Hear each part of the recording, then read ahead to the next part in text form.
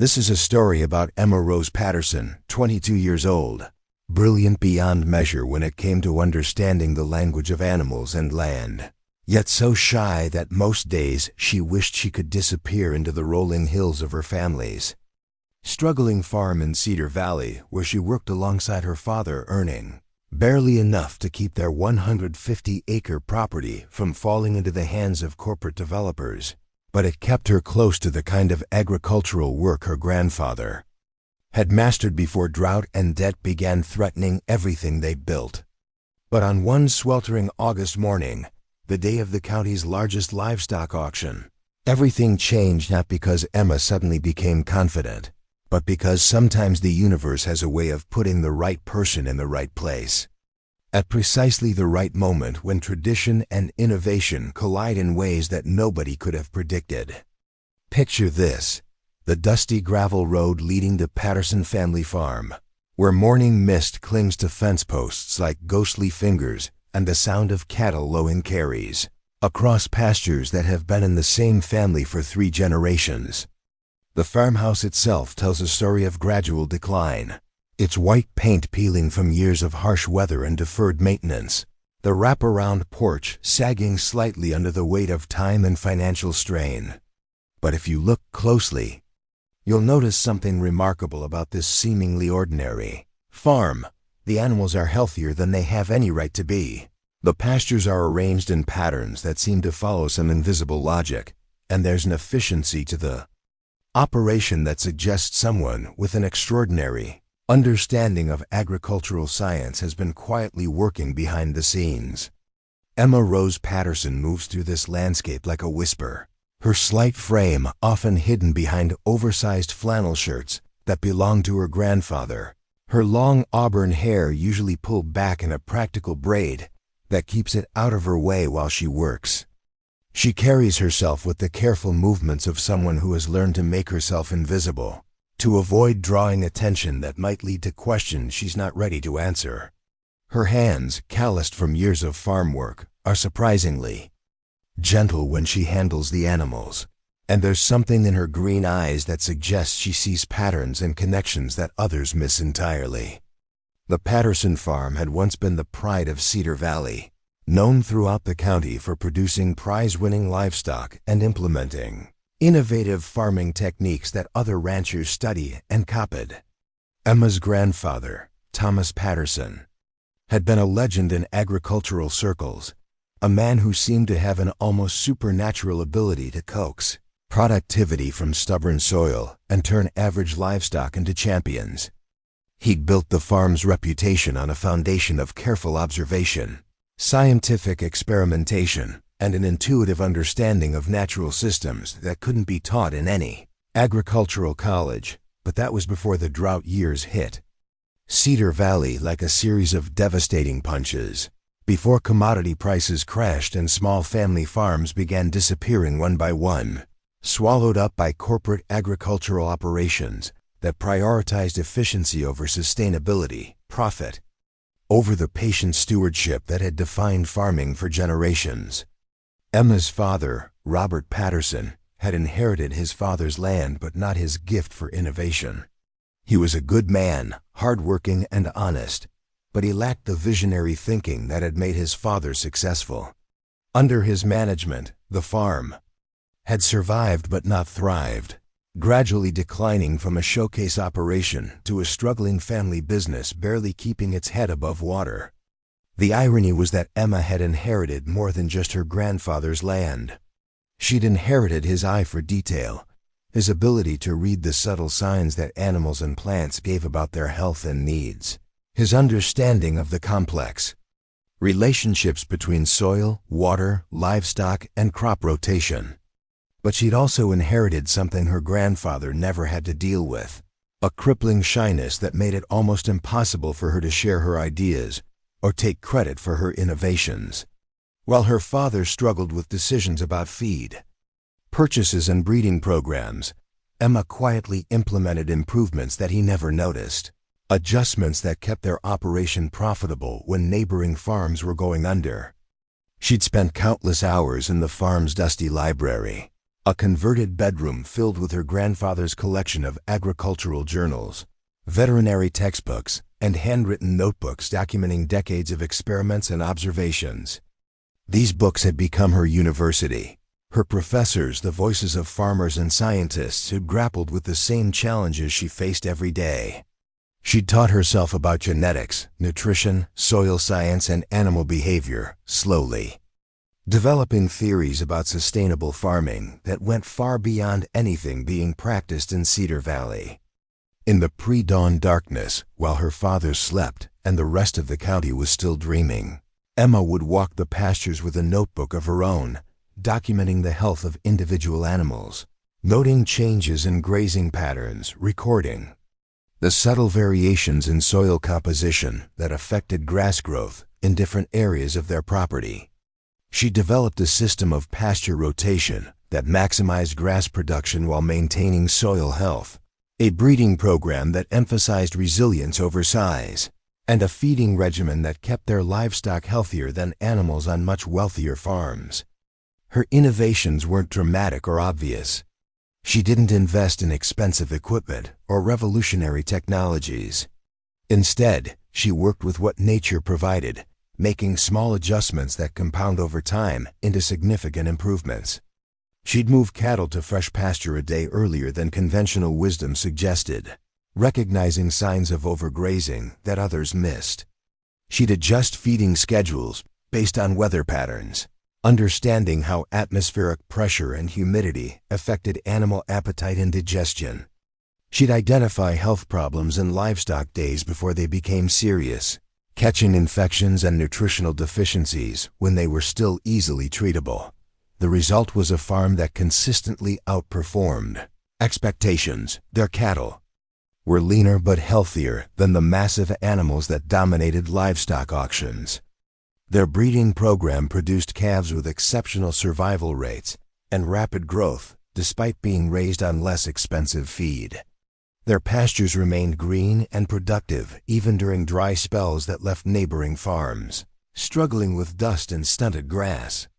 But because Emma worked quietly, without fanfare or self-promotion, her contributions remained largely invisible to the broader agricultural community. Cedar Valley's farming community was tight-knit but traditional, dominated by families who'd been working the same land for generations and who viewed innovation with suspicion.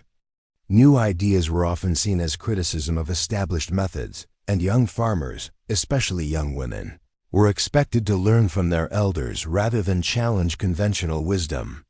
Emma had learned early that her ideas were more likely to be accepted if they seemed to come from someone else, so she developed a habit of making suggestions indirectly, implementing improvements gradually, and allowing others to take credit for successes that were actually the result of her careful planning and observation. The annual Cedar Valley Livestock Auction was the county's most important agricultural event, a 3-day gathering where ranchers from across the region came to buy and sell cattle, horses, sheep, and goats. It was also a social event, a chance for farming families to reconnect, share information, and maintain the relationships that kept rural communities functioning.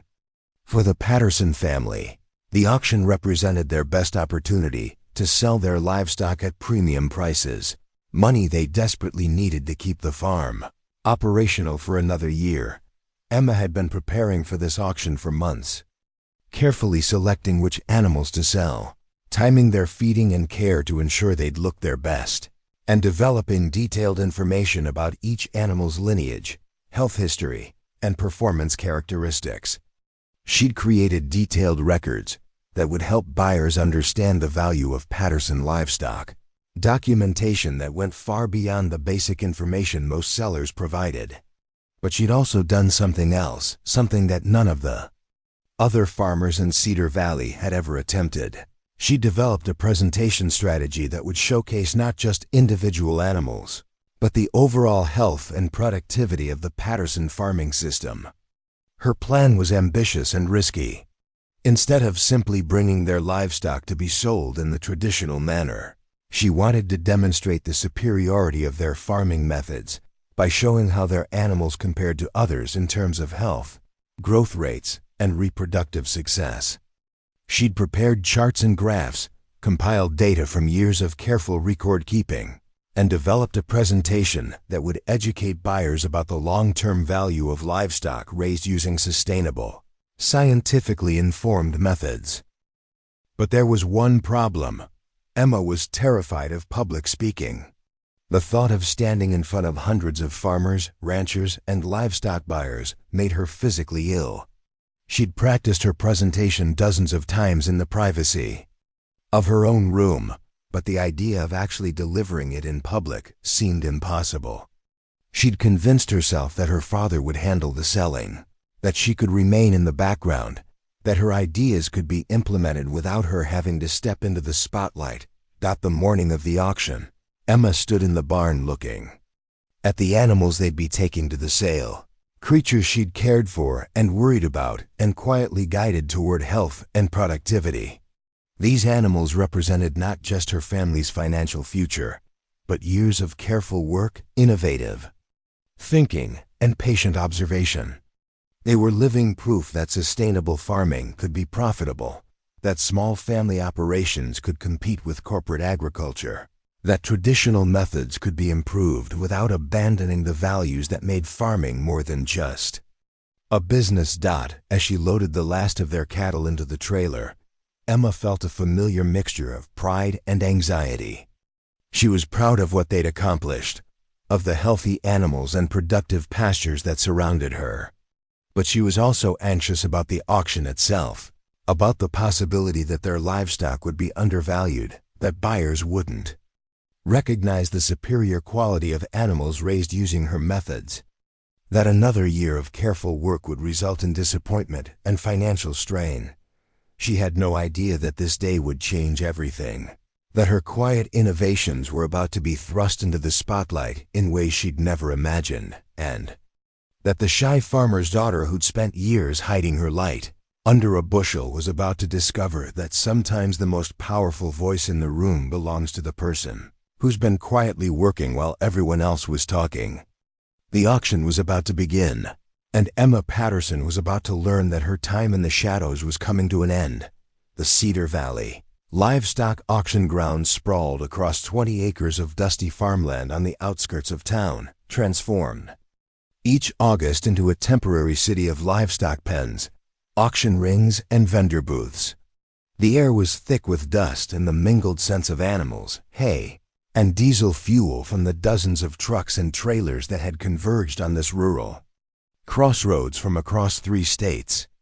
Emma sat in the passenger seat of her father's pickup truck, watching the controlled chaos unfold through the windshield, her stomach churning with a mixture of anticipation and dread that had become all too familiar. The auction had been a cornerstone of Cedar Valley's agricultural community for over 50 years, originally founded by a consortium of local ranchers who wanted to create a regional marketplace where small family farms could compete with larger operations. What had started as a modest gathering of neighbors had evolved into one of the most important livestock sales in the tri-state area, attracting buyers from major meat processing companies, specialty restaurants, and breeding operations that supplied genetic material to ranches across the country. For 3 days each August, this quiet farming community became the center of an agricultural economy worth millions of dollars. Emma's father, Robert Patterson, maneuvered their truck and trailer through the maze of vehicles, searching for their assigned space in the seller's area. His weathered hands gripped the steering wheel tightly, and Emma could see the tension in his shoulders, the way his jaw clenched when he thought no one was looking. She knew he was worried about more than just the auction. The bank note on their farm was due in September, and they needed this sale to generate enough income to make their payment and keep their land. The pressure was enormous, and Emma felt the weight of it settling on her chest like a physical presence. As they parked near the livestock pens, Emma noticed something that made her heart skip. There, directing traffic with the confident authority of someone who'd been doing this for decades, was Samuel "Buck" Rodriguez, the auction's head livestock coordinator. Buck was a legend in agricultural circles, a man who'd spent 40 years in the cattle business and had developed a reputation for being able to assess an animal's value with a single glance. He was also someone who'd known Emma's grandfather. Well, someone who remembered when the Patterson name meant innovation and excellence in farming. Buck Rodriguez had worked his way up from a ranch hand to become one of the most respected figures in regional agriculture. His knowledge of cattle genetics, market trends, and animal husbandry was encyclopedic, and his opinions carried enormous weight with both buyers and sellers. He'd started working the Cedar Valley auction as a young man, and over the decades, he'd watched small family farms struggle and disappear, while corporate operations grew larger and more dominant. He'd seen the gradual erosion of the traditional farming values that had once made American agriculture the envy of the world. What made Buck unique wasn't just his expertise, but his memory. He remembered every significant animal that had passed through the auction, every breeding program that had produced exceptional livestock, every innovation that had improved productivity or animal welfare. He'd watched 3 generations of farming families come and go, and he could trace the genetic lineages of prize-winning cattle back decades. He was a living repository of agricultural knowledge, a man who understood that farming was about more than just producing commodities for market. Emma had met Buck several times over the years, usually at community events or during his occasional visits to their farm to check on animals they'd purchased at previous auctions. He'd always been kind to her, but she'd never felt comfortable engaging in the kind of detailed conversations about farming that he seemed to enjoy with other ranchers. Her shyness had prevented her from sharing her ideas or demonstrating her knowledge, and she'd always assumed that he saw her as just another farmer's daughter with no real understanding of the business. But Buck had noticed things about the Patterson farm that others missed. During his visits, he'd observed the exceptional health of their livestock, the careful management of their pastures, and the attention to detail that characterized every aspect of their operation. He'd wondered who was responsible for the subtle improvements he'd seen over the years, the gradual transformation of a struggling farm into an operation that consistently produced high-quality animals despite obvious financial constraints. The mystery had deepened when he'd started receiving calls from other farmers asking about the Patterson's methods. Neighboring ranchers had noticed that Patterson cattle performed better than animals from more expensive operations, that their breeding program seemed to produce unusually healthy offspring, that their pastures remained productive even during difficult weather. When asked about their techniques, Robert Patterson had given vague answers that suggested he wasn't entirely sure himself how they achieved their results. Buck had developed a theory that someone at the Patterson farm possessed exceptional agricultural knowledge but wasn't taking credit for their innovations. He'd observed the family dynamic during his visits, noting how Robert deferred to Emma on technical questions, how she seemed to know intimate details about individual animals that her father didn't, how she moved through their operation with the confidence of someone who understood every aspect of the business. He'd begun to suspect that the quiet young woman who rarely spoke during his visits might be the real agricultural genius behind the Patterson farm's success. This morning, as Buck watched the Patterson truck and trailer navigate through the crowded auction grounds, he felt a familiar curiosity about what they brought to sell. Their livestock was always interesting, always slightly different from what other farms produced, and he'd learned to pay attention when Emma Patterson was involved in selecting animals for auction. There was something about her choices that suggested a deeper understanding of genetics, nutrition, and animal husbandry than most professional ranchers possessed. As the Patterson family began unloading their animals, Buck noticed immediately that something was different about their presentation. Usually, farmers brought their livestock to auction with minimal documentation, relying on the animal's appearance and basic breeding information to attract buyers. But Emma had prepared detailed information packets for each animal, complete with health records, genetic lineages, performance data, and nutritional histories that went far beyond industry standards. The cattle themselves were impressive, but not in the conventional way that dominated livestock auctions. They weren't the largest animals or the most heavily muscled, but they had a quality that experienced cattle buyers recognized immediately. They looked healthy, alert, and well cared for in a way that suggested superior management. Their coats gleamed with good nutrition, their eyes were bright and clear, and they moved with the easy confidence of animals that had been raised without stress or overcrowding. Emma had organized their animals in a way that told a story about their farming methods. She'd grouped cattle by age to demonstrate consistent growth rates, arranged breeding pairs to show the results of their genetic program, and prepared visual aids that illustrated the relationship between their feeding program and animal performance.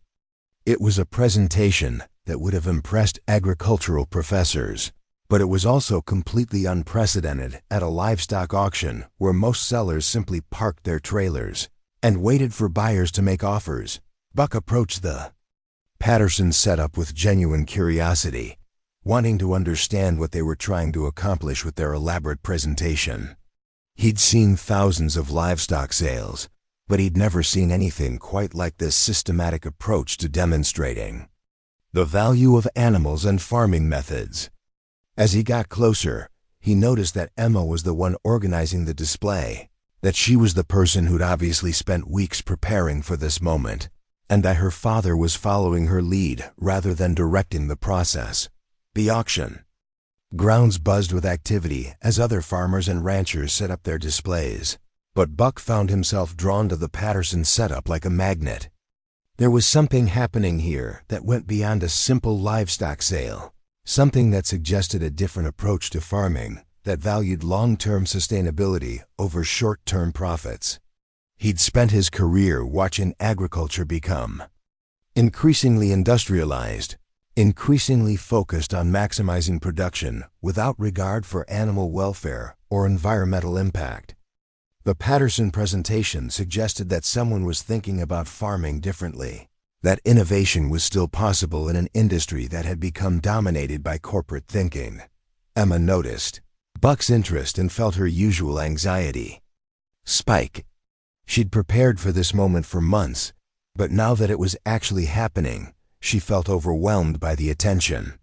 She'd never been comfortable being the center of anyone's focus, and the thought of explaining her methods to someone as knowledgeable as Buck Rodriguez made her palms sweat and her heart race.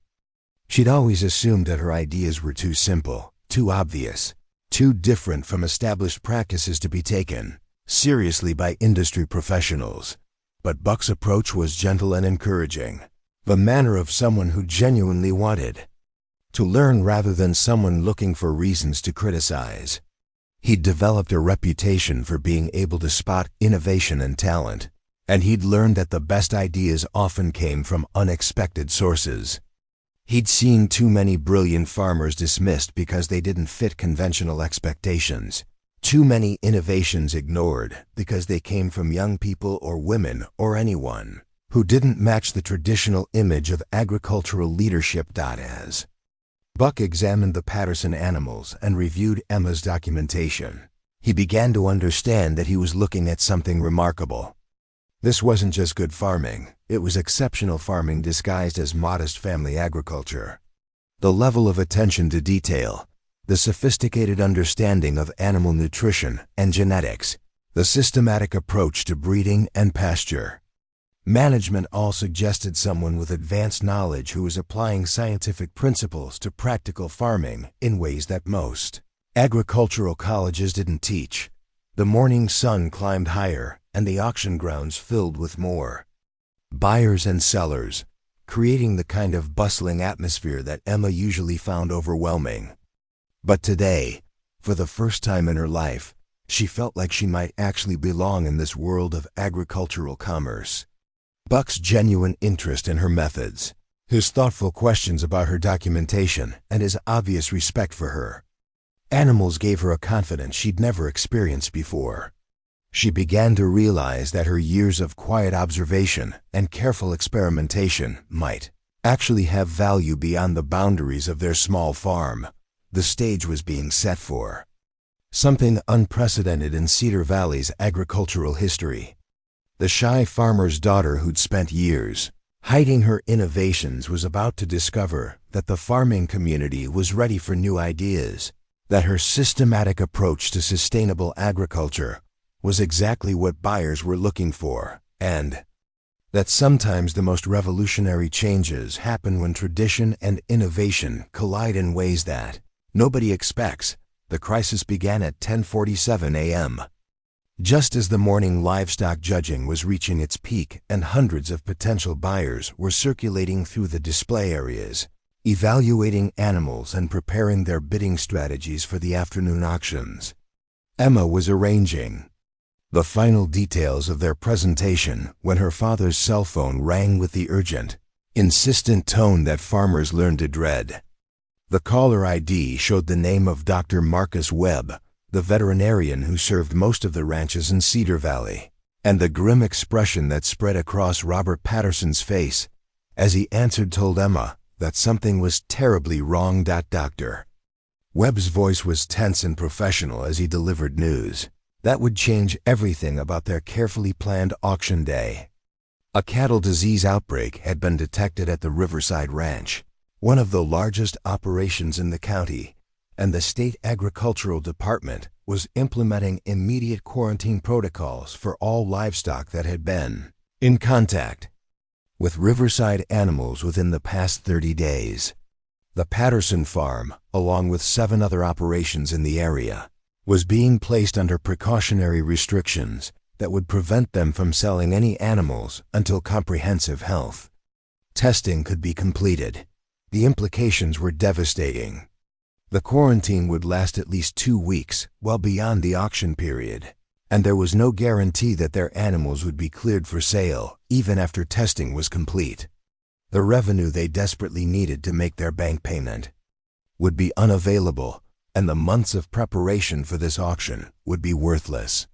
Emma watched her father's face go pale as he absorbed the full impact of the situation, seeing years of financial struggle and careful planning crumble in the space of a single phone call. But the crisis deepened when Dr. Webb continued with information that made the situation even more complex. The outbreak at Riverside Ranch wasn't just any disease. It was a rare strain of bovine respiratory syndrome that had been dormant in the region for over a decade. The state veterinarian was concerned that this particular strain might be resistant to standard treatments, and they were recommending that all potentially affected animals be isolated and monitored for symptoms that might not appear for several days. The testing process would be extensive, involving multiple blood samples, respiratory cultures, and behavioral observations that could take weeks to complete. Emma felt the bottom drop out of her stomach as she realized what this meant for their family's future. The banknote due in September wasn't just a number on a piece of paper. It represented the difference between keeping their farm and losing everything her grandfather had built. Without the income from this auction, they wouldn't be able to make their payment, and the bank had already made it clear that they had no flexibility for extensions or modifications. The farm that had been in the Patterson family for 3 generations was suddenly in jeopardy because of circumstances completely beyond their control. The news spread through the auction grounds like wildfire, creating a ripple effect of anxiety and uncertainty that affected everyone present. Other farmers from the quarantined properties began receiving similar phone calls, and buyers who had been planning to bid on animals from these operations suddenly found their carefully planned purchasing strategies thrown into chaos. The auction coordinators gathered in urgent consultation, trying to determine how to restructure the day's events to accommodate the sudden absence of a significant portion of their scheduled livestock. Emma stood in the middle of this unfolding crisis, watching her father pace back and forth while talking on his phone with bank representatives, insurance agents, and other farmers who were dealing with similar situations. The confident presentation she'd prepared seemed utterly irrelevant now, and the months of careful planning and preparation felt like a cruel joke. She'd spent so much time documenting the health and quality of their animals, only to have them declared potentially contaminated by a disease that might not even exist on their property. But as Emma observed the chaos around her, she began to notice something that others were missing. The panic and confusion weren't just affecting the farmers who were directly impacted by the quarantine, they were creating problems for everyone. At the auction, buyers who had traveled long distances to purchase specific types of livestock were suddenly facing a drastically reduced selection. Sellers who weren't affected by the quarantine were worried that the overall uncertainty would depress prices and reduce demand for their animals. The carefully orchestrated event that was supposed to be a celebration of regional agriculture was turning into a disaster that would hurt everyone involved. The auction coordinators were struggling to maintain order and confidence in the face of unprecedented circumstances. Buck Rodriguez found himself at the center of increasingly frantic discussions about how to salvage the situation, how to reassure buyers that the remaining livestock were healthy and valuable, and how to prevent the entire event from becoming a financial disaster for the farming community. The reputation of the Cedar Valley auction, built over 50 years of successful sales, was suddenly at risk because of factors completely beyond anyone's control. As Emma watched Buck trying to manage the crisis, she realized something that made her heart race with a mixture of fear and possibility. The chaos and uncertainty had created a gap in the auction's organization, a moment when traditional procedures and established hierarchies were breaking down. The people who usually made decisions were overwhelmed by the complexity of the situation, and there was an opportunity for someone with fresh ideas and a different perspective to step forward and offer solutions. The specific crisis that was unfolding wasn't just about the quarantine, it was about trust and information. Buyers were losing confidence in the auction because they couldn't be certain about the health and quality of the remaining animals. Sellers were worried that panic would drive down prices and reduce demand for their livestock. The entire system was built on relationships and reputation, and both were being threatened by uncertainty and fear. Emma found herself thinking about the detailed documentation she'd prepared for their own animals, the comprehensive health records and performance data that demonstrated not just the current condition of their livestock, but the systematic approach to animal care that had produced such exceptional results. She developed these materials to showcase their farming methods, but now she realized they represented something much more important, a model for how information and transparency could restore confidence in agricultural markets. The idea that began forming in her mind was both terrifying and exciting. What if the crisis could be turned into an opportunity? What if the chaos and uncertainty could be addressed by implementing better systems for documenting and verifying animal health and quality? What if the auction could be restructured to emphasize transparency and scientific accuracy rather than tradition and established relationships? Emma had never spoken publicly about her ideas, had never challenged established procedures, had never positioned herself as someone with solutions to industry-wide problems. But as she watched the panic spreading through the auction grounds, she realized that someone needed to step forward with a different approach. The traditional ways of doing things weren't working in this crisis, and the farming community needed innovation and leadership from unexpected sources. The morning sun was climbing higher, and the scheduled auction times were approaching rapidly. Decisions needed to be made about how to proceed, and the people in charge were struggling to find solutions that would satisfy buyers, sellers, and regulatory officials. Emma could see Buck Rodriguez in the center of a heated discussion with auction officials, state veterinarians, and frustrated farmers, all of whom were trying to find a path forward that would minimize the damage to everyone involved. Emma's father was still on the phone, his voice growing more desperate as he spoke with bank representatives about the possibility of extending their loan deadline. She could hear him explaining about the quarantine, about the circumstances beyond their control, about their years of reliable payments and responsible farming. But she could also hear the cold, professional responses that indicated the bank's unwillingness to accommodate problems that weren't their concern. Standing in the middle of this crisis, Emma felt something she'd never experienced before, a clarity of purpose that cut through her usual anxiety and self-doubt. She'd spent years hiding her knowledge and avoiding attention, but now she could see that her expertise and her systematic approach to farming might be exactly what the situation required.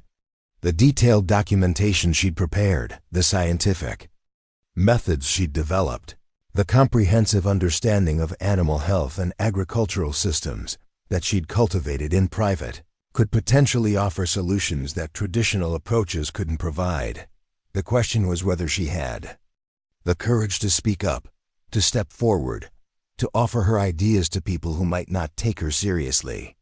The shy farmer's daughter who'd spent years in the background was suddenly facing a moment when staying silent might mean not just personal failure, but the failure of her entire farming community to adapt to changing circumstances and new challenges. As the crisis continued to unfold around her, Emma realized that this was her moment of truth. She could remain invisible and watch everything fall apart, or she could find her voice and try to help solve problems that affected everyone she cared about. The choice would determine not just her own future, but the future of traditional farming. In Cedar Valley and beyond. The moment of courage came at 11:23 a.m.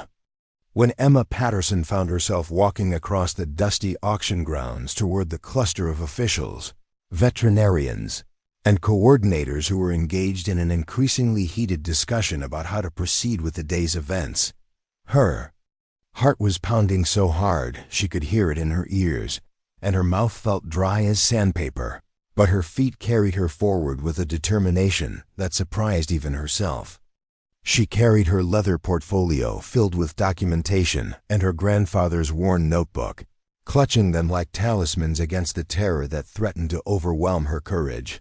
The group of men had formed a tight circle around Buck Rodriguez, their voices rising as they debated solutions that seemed to satisfy no one. State veterinarian Dr. Harrison Cole was insisting that the quarantine protocols couldn't be modified without compromising public health, while auction director James Mitchell was arguing that canceling major portions of the sale would destroy the event's reputation and devastate the local economy. Buck stood in the middle, trying to find compromise positions that would address everyone's concerns while maintaining the integrity of the auction. Emma approached the edge of the group, her presence initially unnoticed by the men who were absorbed in their debate. She stood there for several minutes, listening to the arguments and counter-arguments, understanding that the crisis was more complex than anyone was acknowledging. The problem wasn't just about the quarantine or the missing livestock. It was about the fundamental lack of standardized information systems that would allow buyers and sellers to make informed decisions based on verifiable data rather than assumptions and traditional relationships. When Dr. Cole mentioned the difficulty of verifying the health status of non-quarantined animals, Emma felt her expertise kick in. She'd spent years developing comprehensive health monitoring systems for their farm, creating documentation that went far beyond industry standards. She'd studied disease patterns, vaccination protocols, and biosecurity measures that most farmers implemented inconsistently or ignored entirely. The crisis everyone was debating wasn't just about missing animals. It was about the lack of reliable information that would restore confidence in the marketplace. Taking a deep breath that felt like swallowing courage itself, Emma stepped forward into the circle of discussion. "Excuse me," she said, her voice quiet but clear enough to cut through the heated debate.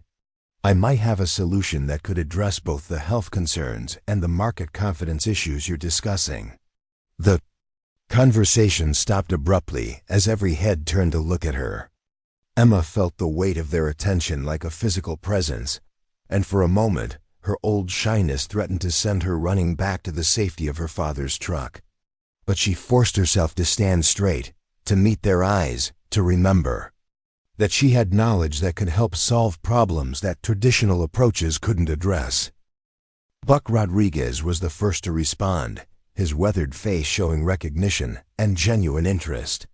"Emma Patterson," he said, his voice carrying a warmth that helped steady her nerves. "I've been hoping to hear your thoughts on this situation. Your family's operation has always impressed me with its attention to detail and animal health protocols." Dr. Cole looked skeptical, clearly wondering what a young woman with no official credentials could contribute to a discussion involving state veterinarians and industry professionals. James Mitchell appeared impatient, obviously frustrated by any delay in resolving the crisis. But Emma had committed herself to this moment, and she opened her portfolio with hands that trembled only slightly. "The core problem," Emma began, her voice growing stronger as she focused on the technical aspects of the situation, "isn't just the quarantine. It's that we don't have standardized systems for verifying animal health and quality that buyers can trust. Most livestock sales rely on visual assessment and basic documentation, but that approach breaks down when confidence is shaken by health scares or market uncertainty." She pulled out several sheets of detailed documentation from her portfolio, spreading them on the tailgate of a nearby truck so everyone could see. "This is the health monitoring system I've developed for our farm. Every animal has a complete health history, vaccination record, nutritional profile, and performance tracking that's updated weekly. When buyers can access this level of documentation, they can make informed decisions based on data rather than guesswork." The men gathered around the tailgate, studying Emma's documentation with growing interest. Her records were far more comprehensive than anything they'd seen before, combining veterinary information with detailed performance metrics, genetic lineage data, and environmental factors that affected animal health. It was the kind of systematic approach that major corporations use for their most valuable breeding stock, but applied to a small family farm operation. Dr. Cole picked up one of the health profile sheets, examining it with the critical eye of someone who'd spent decades evaluating animal health documentation. "This is remarkably thorough," he said, his skepticism giving way to professional interest. "You've included biosecurity measures, vaccination titers, nutritional analysis, and behavioral observations that most operations don't track at all. Where did you learn to develop this kind of monitoring system?" Emma felt a flutter of pride, mixed with anxiety as she realized that her years of private study and experimentation were finally being recognized by someone with the expertise to evaluate them properly. "I've been studying animal health and agricultural science since I was 14, she said, her voice gaining confidence. "My grandfather left behind an extensive library of research materials, and I've been teaching myself through veterinary journals, agricultural publications, and online coursework from agricultural colleges." Buck Rodriguez nodded approvingly, remembering his conversations with Emma's grandfather about the importance of scientific approaches to farming. "Thomas Patterson was always talking about the need for better information systems in agriculture," he said. He believed that small farms could compete with large operations if they had better data and more systematic approaches to animal care. James Mitchell was studying the documentation with the practical eye of someone who needed to find solutions that would work for hundreds of farmers and thousands of animals. "This is impressive work," he said, "but how do we implement something like this for an entire auction?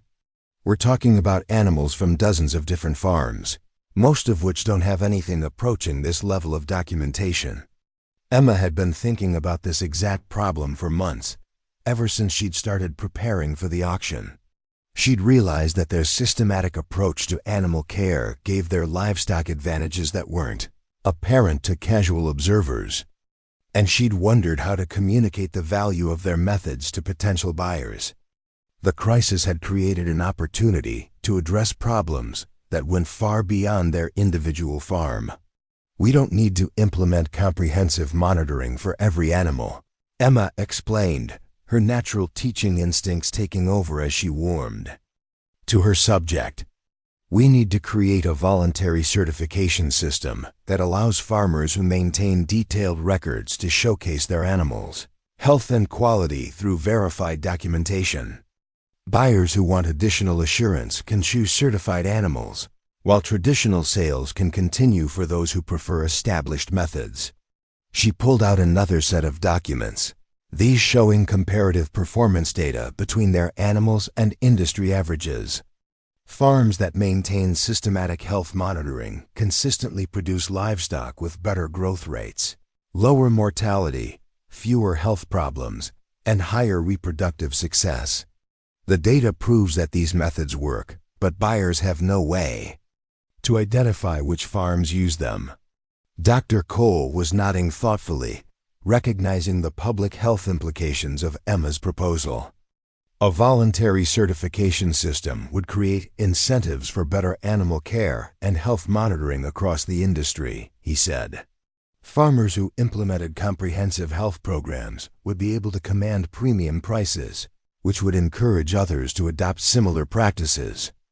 Buck Rodriguez was studying Emma with a new level of respect, recognizing that her quiet demeanor had concealed a sophisticated understanding of agricultural systems and market dynamics. You've thought about this more comprehensively than most industry professionals, he said. This isn't just about solving today's crisis, it's about creating better systems for the entire agricultural community. Emma felt a surge of excitement as she realized that her ideas were being taken seriously by people whose opinions mattered in the agricultural world. She'd spent years believing that her innovations were too simple or too obvious to be valuable. But now she could see that her systematic approach to farming represented exactly the kind of thinking that the industry needed. There's more, she said, pulling out her grandfather's notebook and opening it to pages filled with detailed breeding records and genetic analysis. My grandfather documented breeding programs and genetic lineages going back 30 years.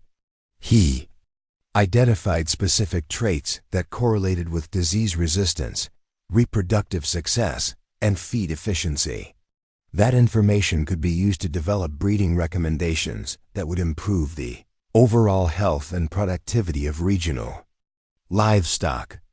The notebook fell open to a page covered with her grandfather's meticulous handwriting, genetic charts that traced the lineage of prize-winning animals, and notes about breeding strategies that had produced exceptional results. The men gathered around the notebook, realizing that they were looking at decades of agricultural research that had been hidden away on a small family farm. James Mitchell looked up from the notebook with genuine amazement. This is the kind of breeding documentation that major cattle operations pay consultants thousands of dollars to develop, he said. How has this information been sitting unused when it could benefit the entire regional breeding program? Emma felt a familiar mixture of pride and sadness as she thought about her grandfather's legacy. He tried to share his research with other farmers, but most people weren't interested in approaches that required more record-keeping and systematic thinking, she said. He eventually gave up trying to convince people and focused on perfecting his methods on our own farm. Buck Rodriguez understood the deeper implications of what Emma was revealing. Your grandfather was ahead of his time, he said quietly. But maybe now the industry is ready for the kind of innovation he was promoting. This crisis has shown us that we need better systems, better information, and better ways of verifying quality and health. As the discussion continued, Emma realized that she was no longer the shy farmer's daughter who'd been afraid to speak up in front of agricultural professionals. She was a knowledgeable contributor to a conversation about the future of farming, someone whose ideas and expertise were being valued by people who understood the industry. The moment of courage had revealed not just her willingness to speak up, but her capacity to contribute meaningfully to solving problems that affected her entire community. The recognition shift began within minutes of Emma finishing her presentation.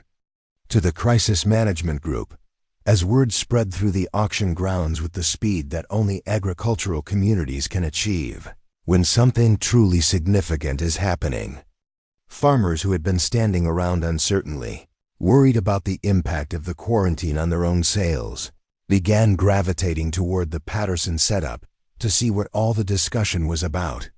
They found Emma surrounded by documentation that looked more like a scientific research presentation than a typical livestock display, fielding questions from industry professionals who were treating her like a colleague rather than a farmer's daughter. Martha Kingsley, the owner of Kingsley Ranch and one of the most respected cattle breeders in the region, was among the first to approach Emma with genuine curiosity rather than polite interest.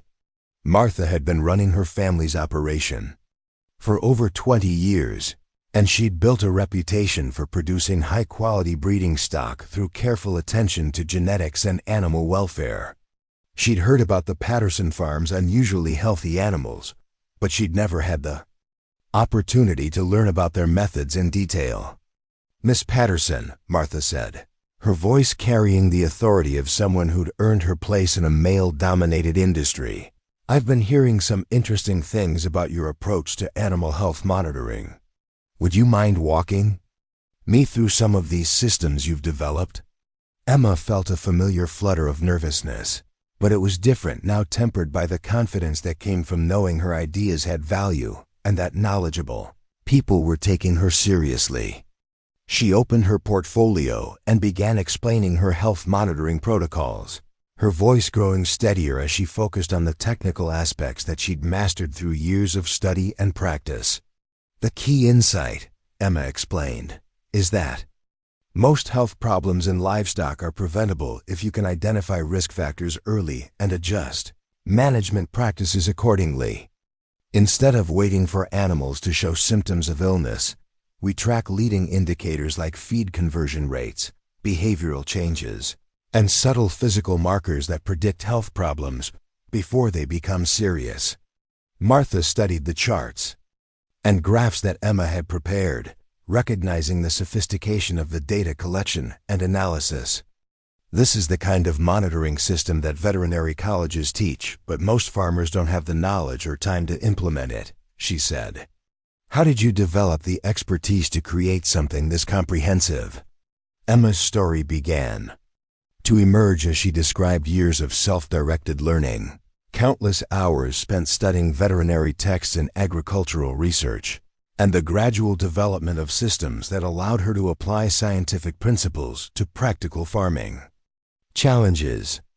She talked about her grandfather's influence, about the library of research materials he'd left behind, and about her own observations and experiments that had refined his methods over the years. As their conversation continued, other farmers began gathering around to listen. Jim Morrison, who ran a medium-sized cattle operation on the other side of the county, was fascinated by Emma's breeding documentation. "I've been trying to improve my herd's genetics for 10 years, he said, "but I've never had access to the kind of detailed lineage information you've compiled.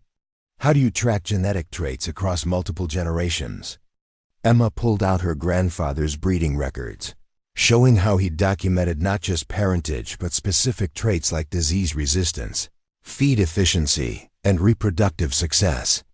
"The key is tracking outcomes, not just ancestry," she explained. "You can have animals with excellent bloodlines that don't perform well, or animals from modest backgrounds that excel because they have specific genetic combinations that work well in your local environment." Dr. Susan Martinez, a veterinarian who served several ranches in the area, had been listening to the conversation with growing interest. She'd been practicing rural veterinary medicine for 15 years, and she'd seen too many health problems that could have been prevented with better monitoring and management. "Emma, the health protocols you've developed are more comprehensive than what most commercial operations implement," she said. "Have you considered the broader applications of these systems?" The question opened up a discussion that drew more people into the growing circle around Emma's display.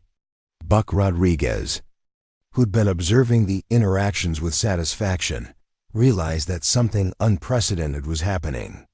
The shy young woman who'd been invisible at previous auctions was suddenly the center of attention, and her ideas were sparking conversations about innovation and improvement that the agricultural community desperately needed. Frank Hernandez, a livestock buyer who represented several major meat processing companies, approached the group with the practical interest of someone who needed to evaluate hundreds of animals quickly and accurately. "Miss Patterson," he said, "I've been in this business for 20 years, and I've never seen documentation this detailed for farm-raised livestock. What kind of premiums would you expect for animals with this level of health verification?" Emma realized that she was being asked to think about her methods not just as farming techniques, but as business strategies that could create value in the marketplace. She'd never considered the economic implications of her systematic approach to animal care, but now she could see that buyers were willing to pay more for livestock that came with comprehensive health documentation and performance data. "The real value isn't just in the documentation," Emma explained, her confidence growing as she saw the genuine interest in Frank's eyes. "It's in the results.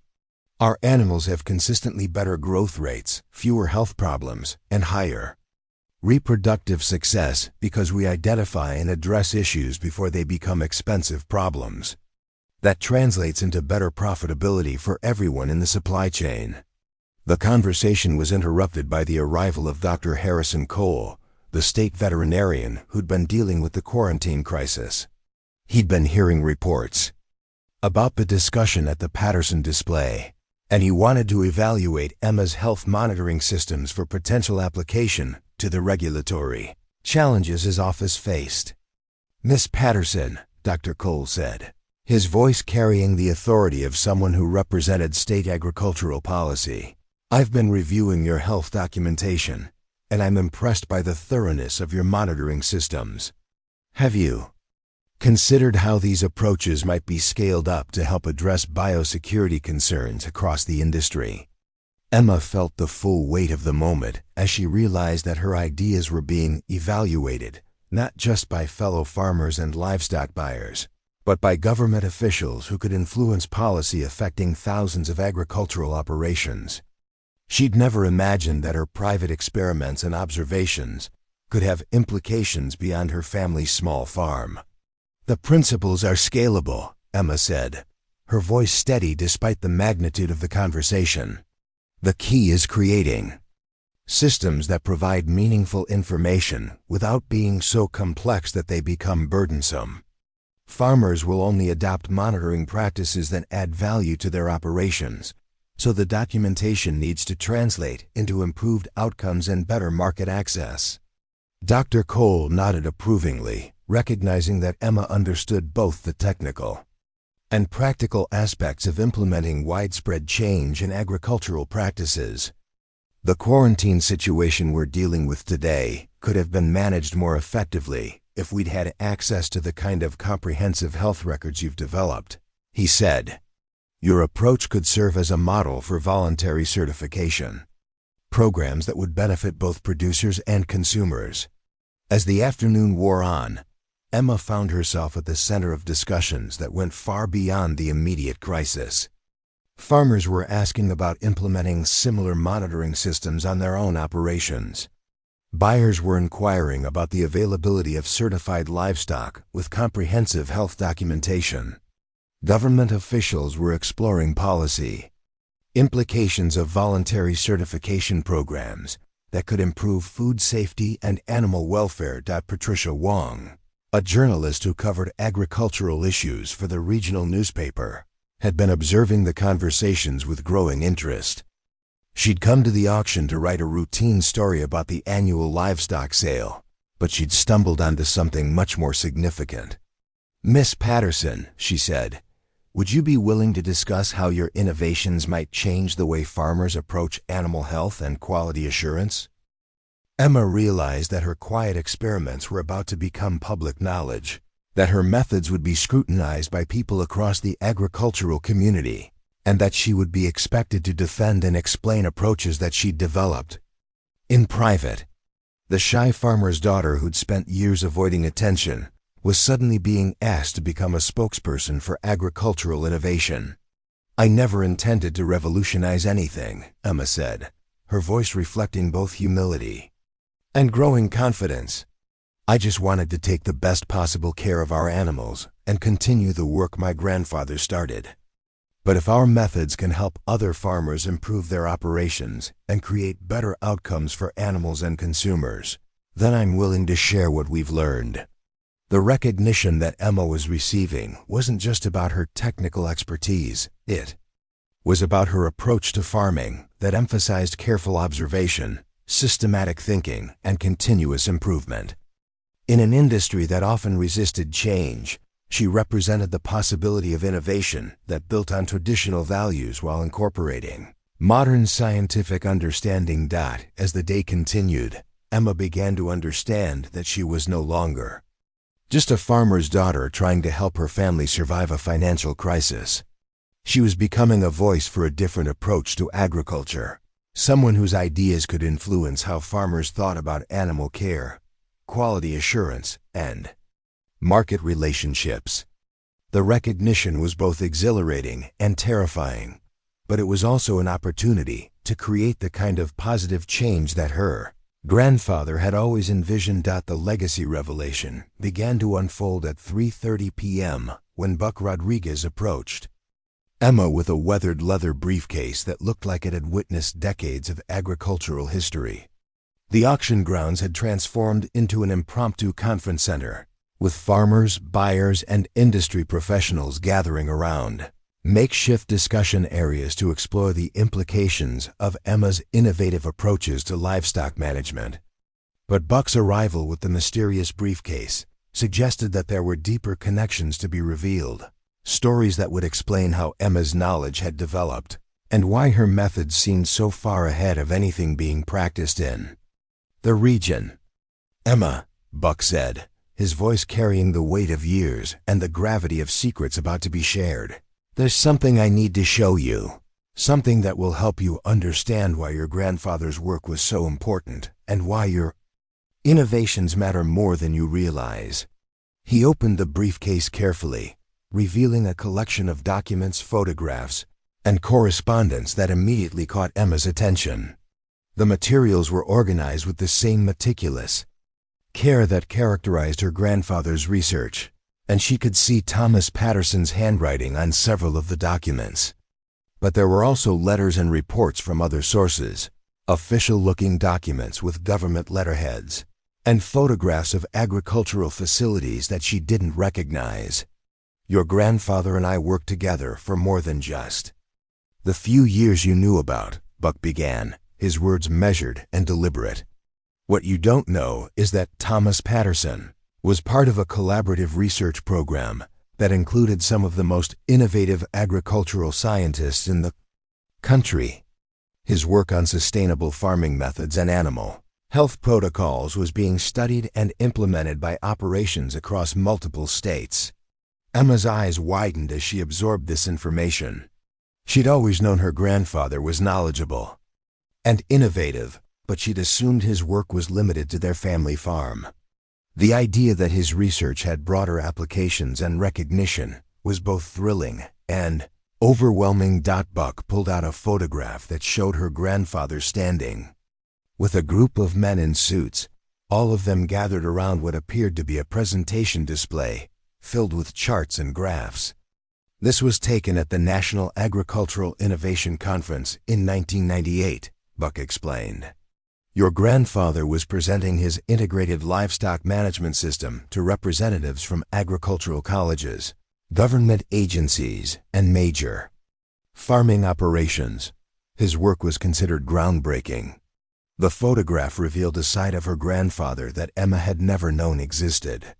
In the image, Thomas Patterson appeared confident and authoritative, clearly comfortable presenting his ideas to a sophisticated audience. It was a stark contrast to the quiet, modest man she remembered, someone who'd seemed to work in isolation on their small family farm. "But why didn't he ever tell me about this?" Emma asked, her voice reflecting confusion and a touch of hurt. Why did he let me think his research was just personal experimentation? Buck's expression grew somber as he pulled out a folder of correspondence that would answer her question in ways she hadn't expected. The agricultural industry wasn't ready for his innovations, he said quietly. The early presentations were well received by researchers and academics, but when it came to practical implementation, the resistance was enormous. Large agricultural corporations saw his methods as threats to their standardized approaches. Small farmers thought his systems were too complex and expensive to implement. The letters in the folder told a story of frustration and disappointment that Emma had never suspected. Her grandfather had spent years trying to convince the agricultural establishment to adopt his integrated management approaches, only to encounter resistance from every direction. Corporate operations dismissed his methods as impractical for large-scale production. Government agencies were reluctant to endorse approaches that differed from established guidelines. Even other farmers were skeptical of innovations that required more detailed record-keeping and systematic thinking. He was ahead of his time, Buck continued, his voice carrying the sadness of someone who'd witnessed brilliant ideas being rejected by short-sighted thinking. The industry was focused on increasing production and reducing costs, not on long-term sustainability or animal welfare. Your grandfather's approaches required more initial investment and more sophisticated management, even though they produced better results over time. Emma studied the correspondence, recognizing her grandfather's handwriting in letters that revealed his growing frustration with the agricultural establishment's resistance to change. In one letter, dated just 3 years before his death, he wrote, "I've spent 15 years trying to convince people that we can do better, that we can raise healthier animals and maintain more productive land through scientific approaches to traditional farming. But it seems that innovation is less important than maintaining the status quo, even when the status quo is clearly failing." The revelation helped Emma understand why her grandfather had focused his later years on perfecting his methods rather than promoting them. He'd retreated from public advocacy to private research, documenting his innovations with the hope that someday the agricultural community would be ready to embrace change. His meticulous record-keeping and comprehensive documentation weren't just for his own use. They were a legacy intended for someone who would continue his work. When conditions were more favorable, Buck pulled out another set of documents that revealed the extent of her grandfather's connections within the agricultural research community. Thomas maintained correspondence with agricultural scientists at major universities, he explained. His work was being cited in academic papers and incorporated into experimental programs at research stations across the country. The scientific community recognized the value of his innovations, even if the commercial agricultural industry wasn't ready to adopt them.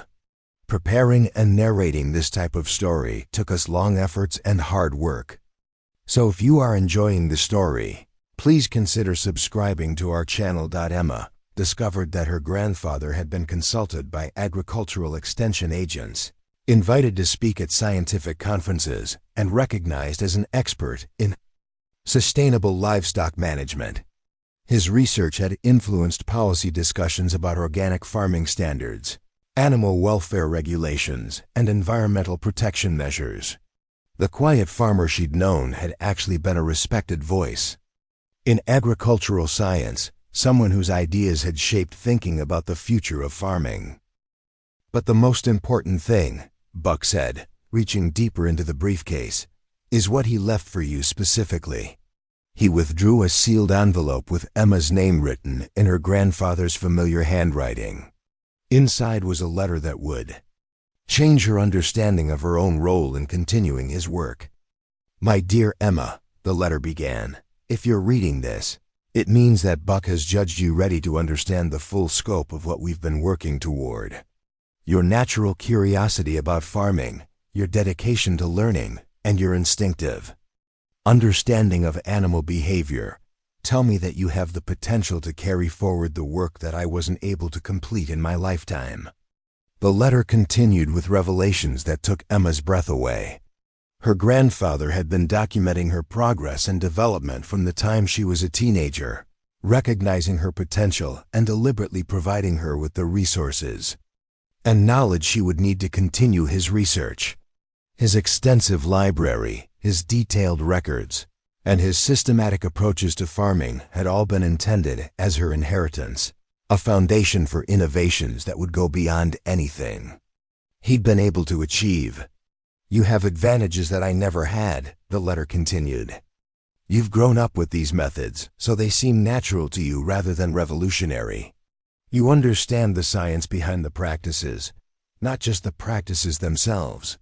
Most importantly, you have the fresh perspective to see applications and improvements that I missed."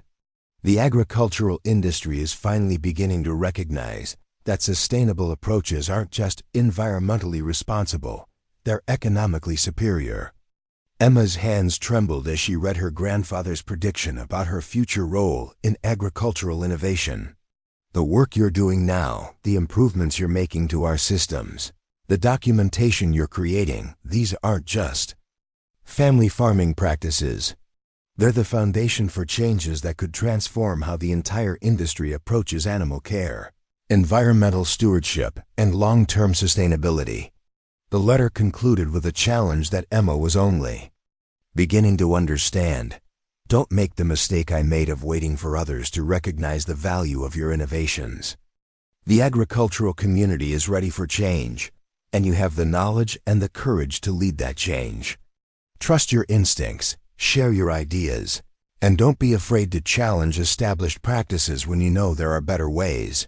Buck watched Emma's face as she absorbed her grandfather's words, understanding that she was processing not just information, but a complete reframing of her identity and purpose. "Your grandfather spent his last years preparing you for this moment," he said gently.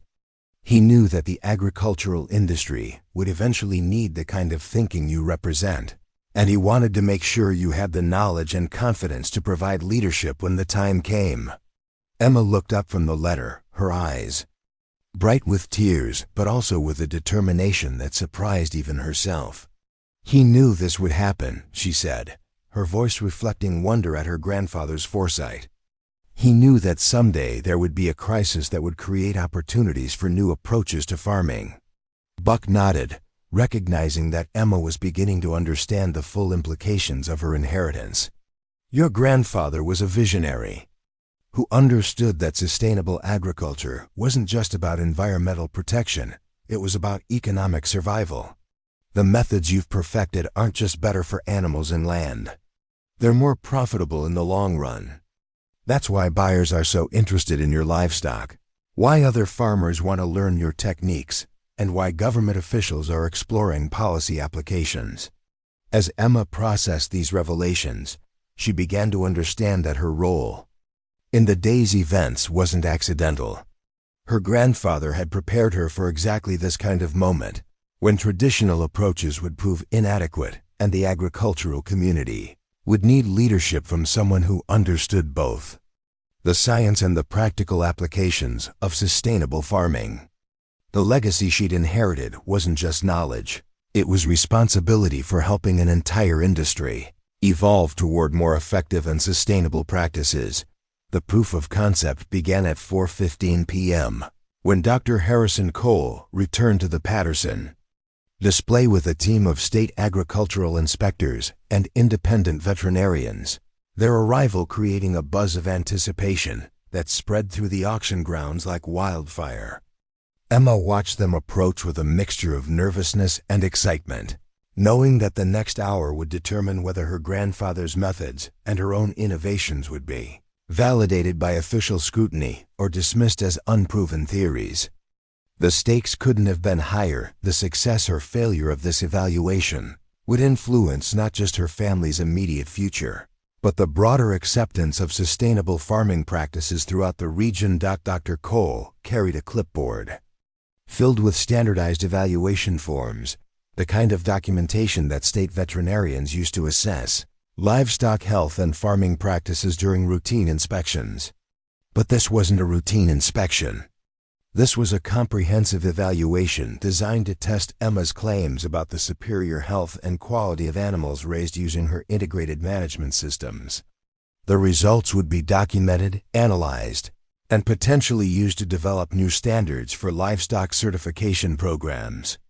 "Miss Patterson," Dr. Cole began, his voice carrying the formal authority of someone representing state agricultural policy. "We're here to conduct a thorough evaluation of your livestock and farming methods. This assessment will include health screenings, performance measurements, and documentation review that will help us determine whether your approaches could serve as models for broader industry adoption." Emma felt the weight of the moment as she realized that years of private experimentation and quiet innovation were about to be subjected to official scrutiny. The shy farmer's daughter who'd spent so much time avoiding attention was suddenly at the center of an evaluation that could influence agricultural policy for years to come.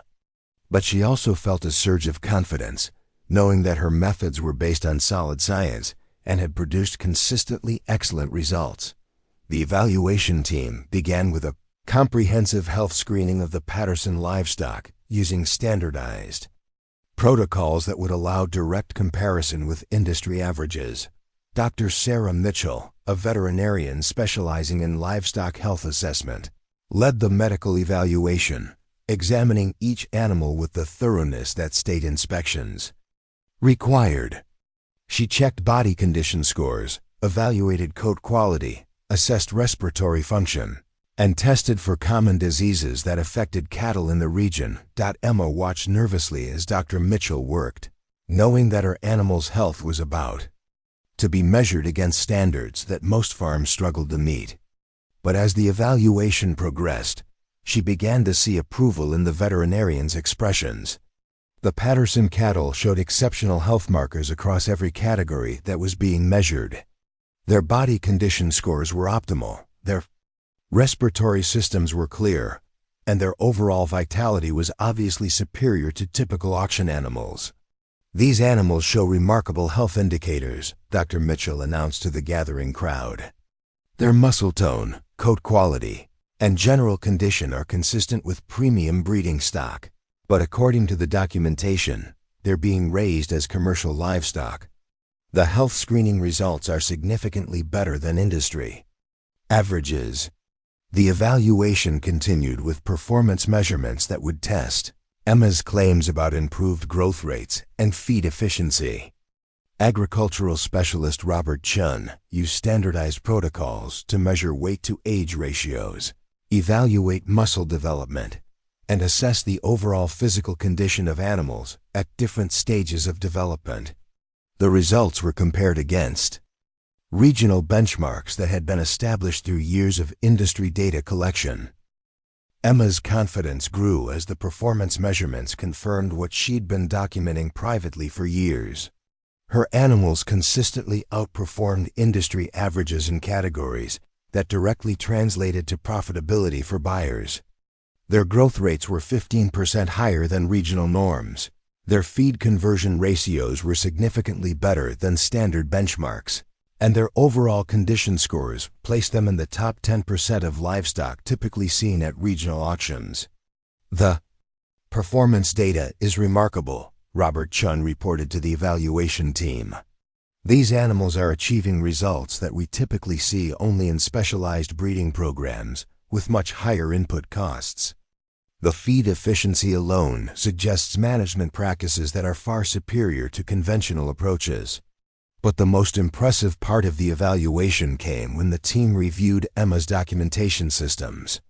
Agricultural records specialist Linda Rodriguez examined the comprehensive health records, breeding documentation, and performance tracking that Emma had developed over years of meticulous observation and record keeping. The level of detail and scientific rigor was unlike anything the evaluation team had encountered in commercial farming operations. "This documentation system is more comprehensive than what we see in university research programs," Linda Rodriguez announced, her voice reflecting genuine amazement. "Every animal has a complete health history, genetic lineage, nutritional profile, and performance record that's updated regularly. The level of scientific rigor is extraordinary for a family farming operation. The evaluation team's findings were creating excitement among the farmers and buyers who had gathered to observe the process. Word was spreading that the Patterson livestock weren't just healthy, they were exceptional in ways that could be measured and verified through standardized testing. The shy farmer's daughter, who'd been reluctant to promote her methods, was suddenly being validated by official evaluation processes that left no room for doubt or speculation. Frank Hernandez, the livestock buyer who'd been interested in Emma's animals since the morning, approached Dr. Cole with obvious excitement. "Doctor, based on these evaluation results, what kind of market premium would be justified for livestock with this level of health verification and performance documentation?" Dr. Cole considered the question carefully, understanding its implications for both individual farmers and the broader agricultural industry. Based on the health screening results and performance measurements, livestock with this level of verification would command significant premiums in any market that values quality and sustainability. The documentation alone would justify price increases of 20 to 30% over standard auction prices. The crowd of farmers and buyers absorbed this information with growing excitement, recognizing that Emma's methods represented more than just improved animal care. They represented a competitive advantage that could transform the economics of small-scale farming. The evaluation had proven that sustainable practices weren't just environmentally responsible. They were economically superior for everyone involved in the livestock supply chain. Martha Kingsley, who'd been following the evaluation process with keen interest, stepped forward with a question that would test the broader implications of Emma's approach. "Miss Patterson, you've proven that your methods produce superior results, but how scalable are these approaches? Could other farmers implement similar systems without requiring your level of expertise?" Emma felt the full weight of the question, understanding that her answer would determine whether her innovations remained unique to her family's operation or could be adapted for broader industry adoption. She'd been thinking about this challenge for months, recognizing that her methods needed to be teachable and practical for other farmers to adopt. "The core principles are scalable," Emma replied, her voice steady and confident. "The key is understanding that sustainable farming isn't about complex technology or expensive equipment.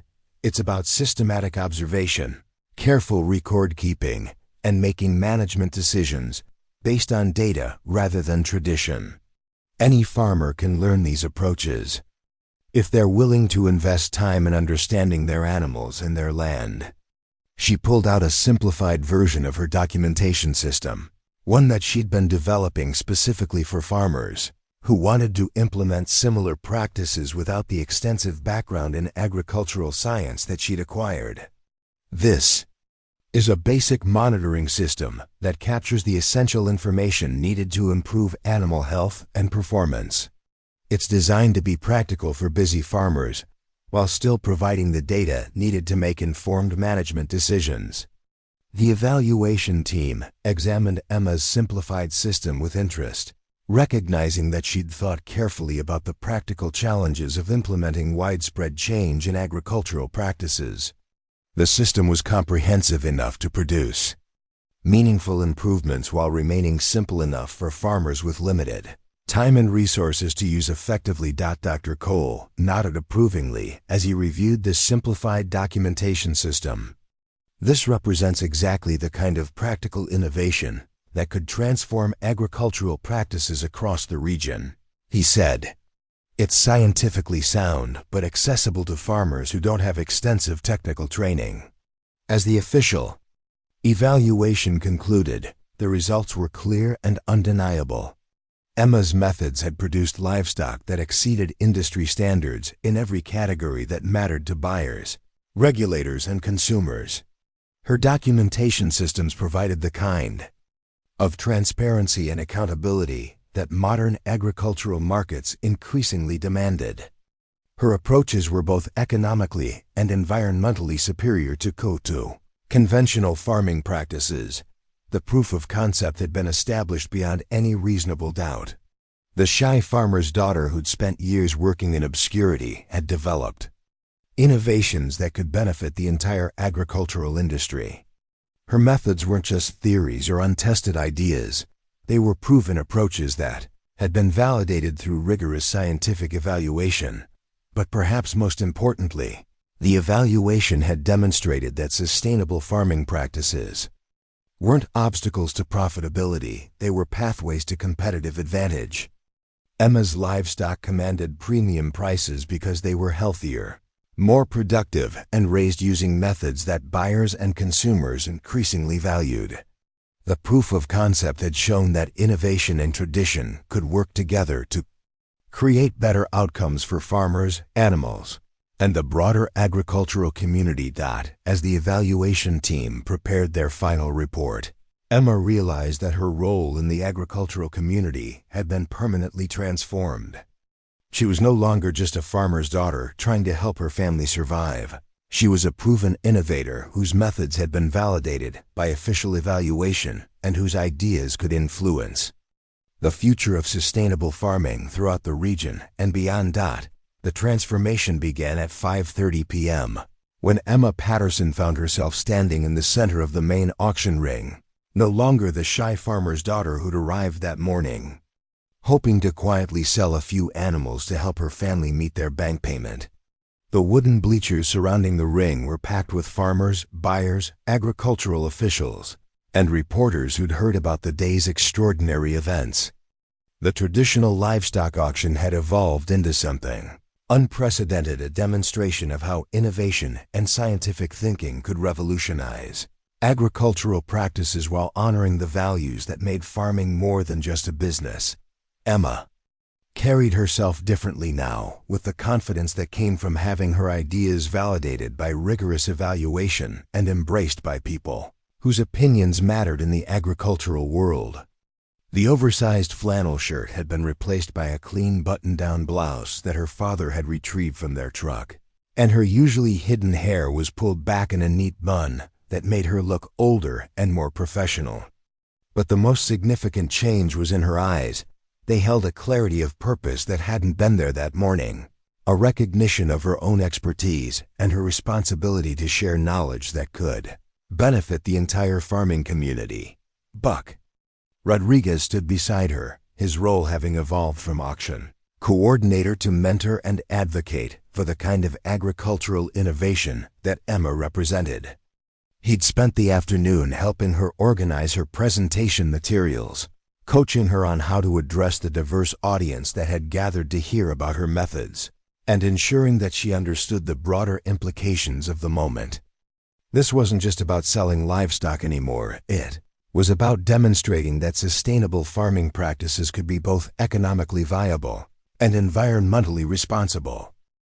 "Ladies and gentlemen," Buck began, his voice carrying across the auction ring with the authority of someone who'd been part of the agricultural community for decades. "We're gathered here today to witness something that doesn't happen often.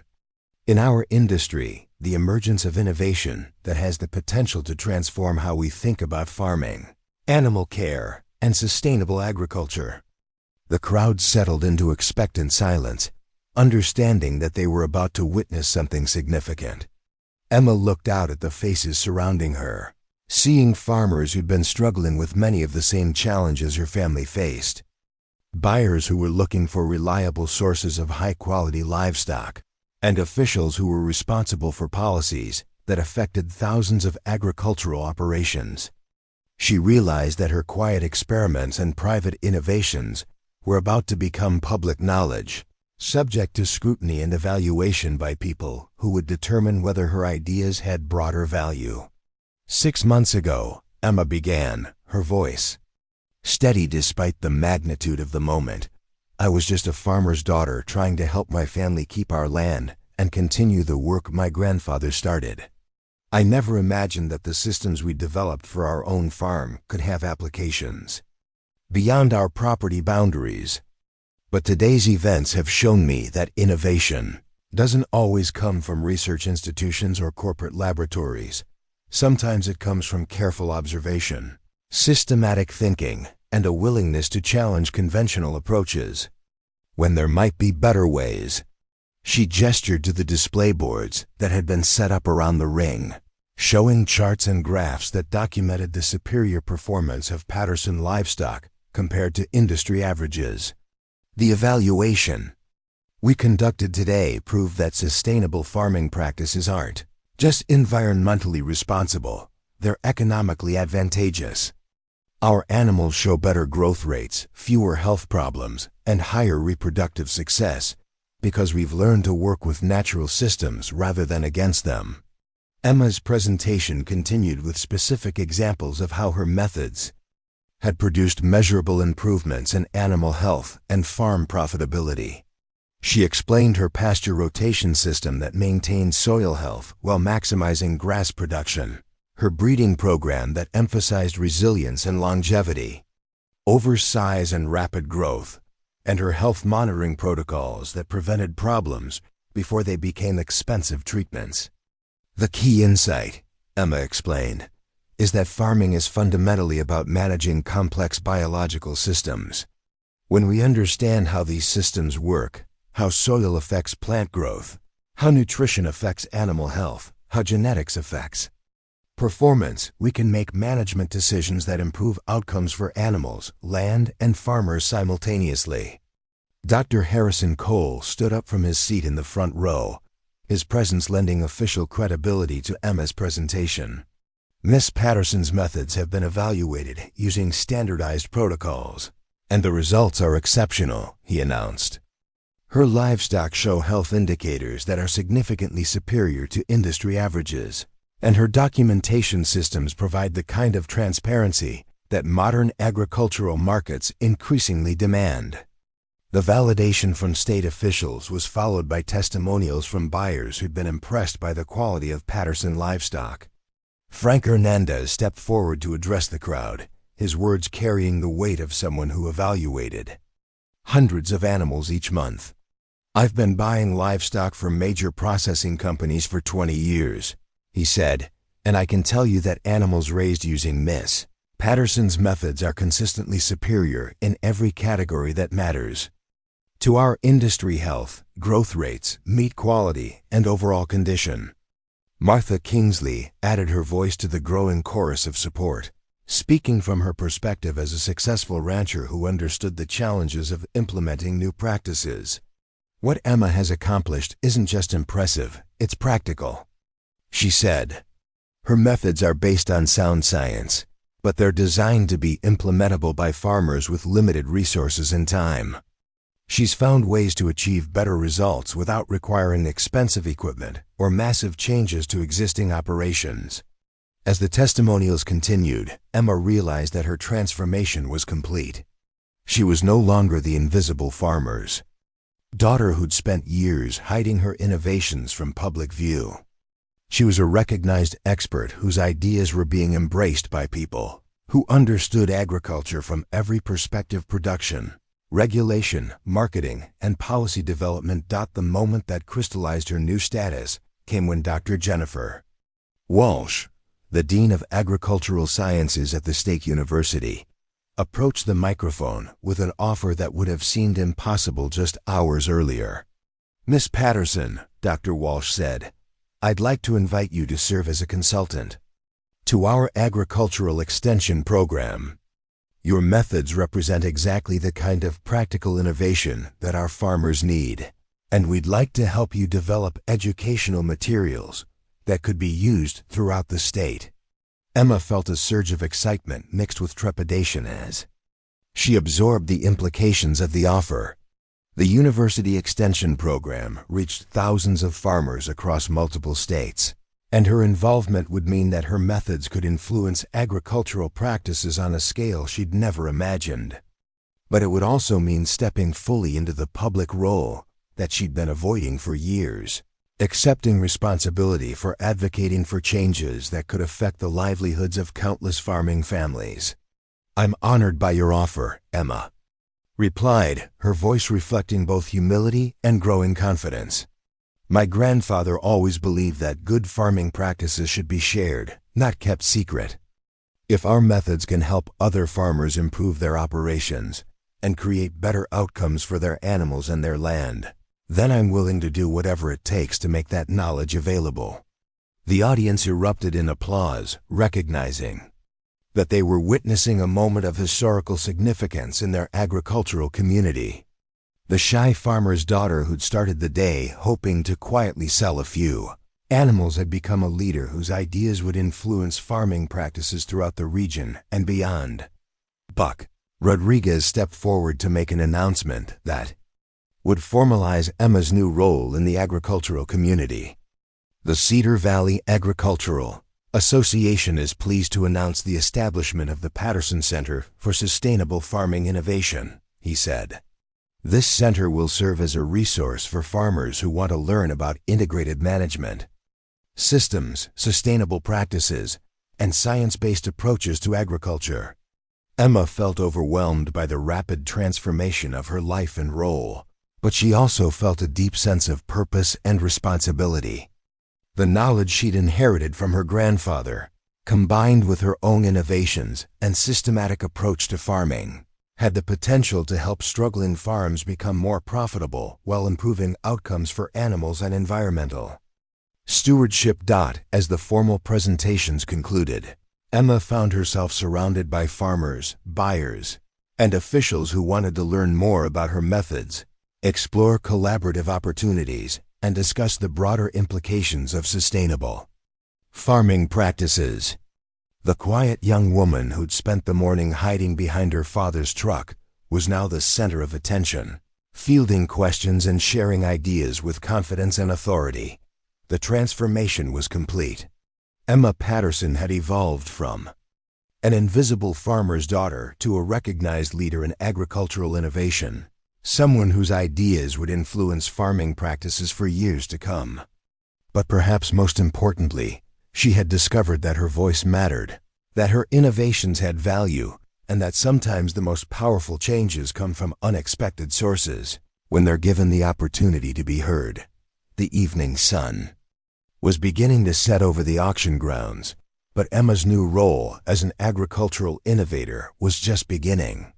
The shy farmer's daughter had found her voice, and the agricultural community was ready to listen to what she had to say.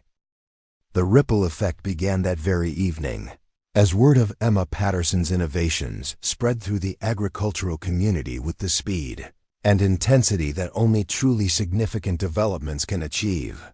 By 6:30 p.m., as the official auction activities were winding down, Emma found herself at the center of a phenomenon that would reshape not just her own life, but the entire approach to sustainable farming in Cedar Valley and beyond.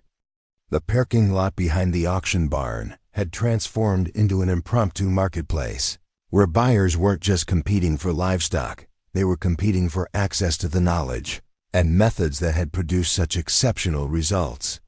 Evening air was filled with the excited conversations of farmers and ranchers who were discussing implementation strategies, asking detailed questions about documentation systems, and forming partnerships that would allow them to adopt Emma's methods on their own operations. What had started as a crisis management situation had evolved into the largest gathering of agricultural innovators that Cedar Valley had ever seen, with participants representing operations from across 3 states and ranging from small family farms to major commercial enterprises. Robert Patterson stood near his daughter, watching with a mixture of pride and amazement as she fielded questions from agricultural professionals who were treating her like a respected colleague rather than a young woman who'd been invisible in farming circles just hours earlier. The financial crisis that had brought them to the auction seemed almost insignificant now compared to the opportunities that were emerging from Emma's newfound recognition. The bank payment that had seemed impossible that morning was now the least of their concerns, as buyers were offering premium prices for Patterson livestock that exceeded their most optimistic projections. Frank Hernandez had been joined by representatives from 4 other major livestock purchasing companies, all of whom were eager to establish preferred supplier relationships with the Patterson farm. The competitive bidding for their animals had pushed prices to levels that would not only cover the immediate bank payment but provide operating capital for expanding their sustainable farming programs. But more importantly, the buyers were asking about long-term contracts that would guarantee steady income streams for years to come. "Miss Patterson," said Maria Santos, a procurement specialist for a major organic meat company, "we're prepared to offer you a 5-year exclusive contract at prices that are 30% above current market rates. Our customers are increasingly demanding meat from animals that are raised using sustainable, scientifically based methods, and your documentation systems provide exactly the kind of transparency and quality assurance that our market requires." Emma felt the weight of the moment as she realized that her family's financial struggles were not just being resolved, they were being transformed into opportunities for long-term prosperity. The methods her grandfather had developed and she had refined weren't just academically interesting. They were commercially valuable in ways that created sustainable, competitive advantages for small family farms. Dr. Jennifer Walsh had been working with her university colleagues to develop a comprehensive plan for incorporating Emma's methods into their agricultural extension programs.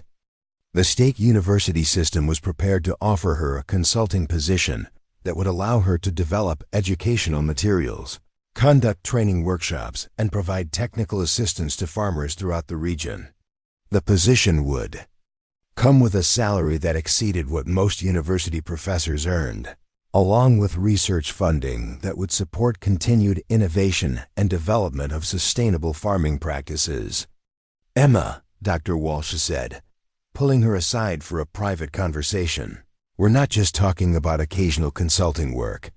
We're prepared to offer you a permanent position as Director of Sustainable Farming Innovation with your own research facility and a team of graduate students who would work under your supervision. This would be a full-time position that would allow you to expand your research while helping thousands of farmers implement similar methods." The offer was both thrilling and overwhelming.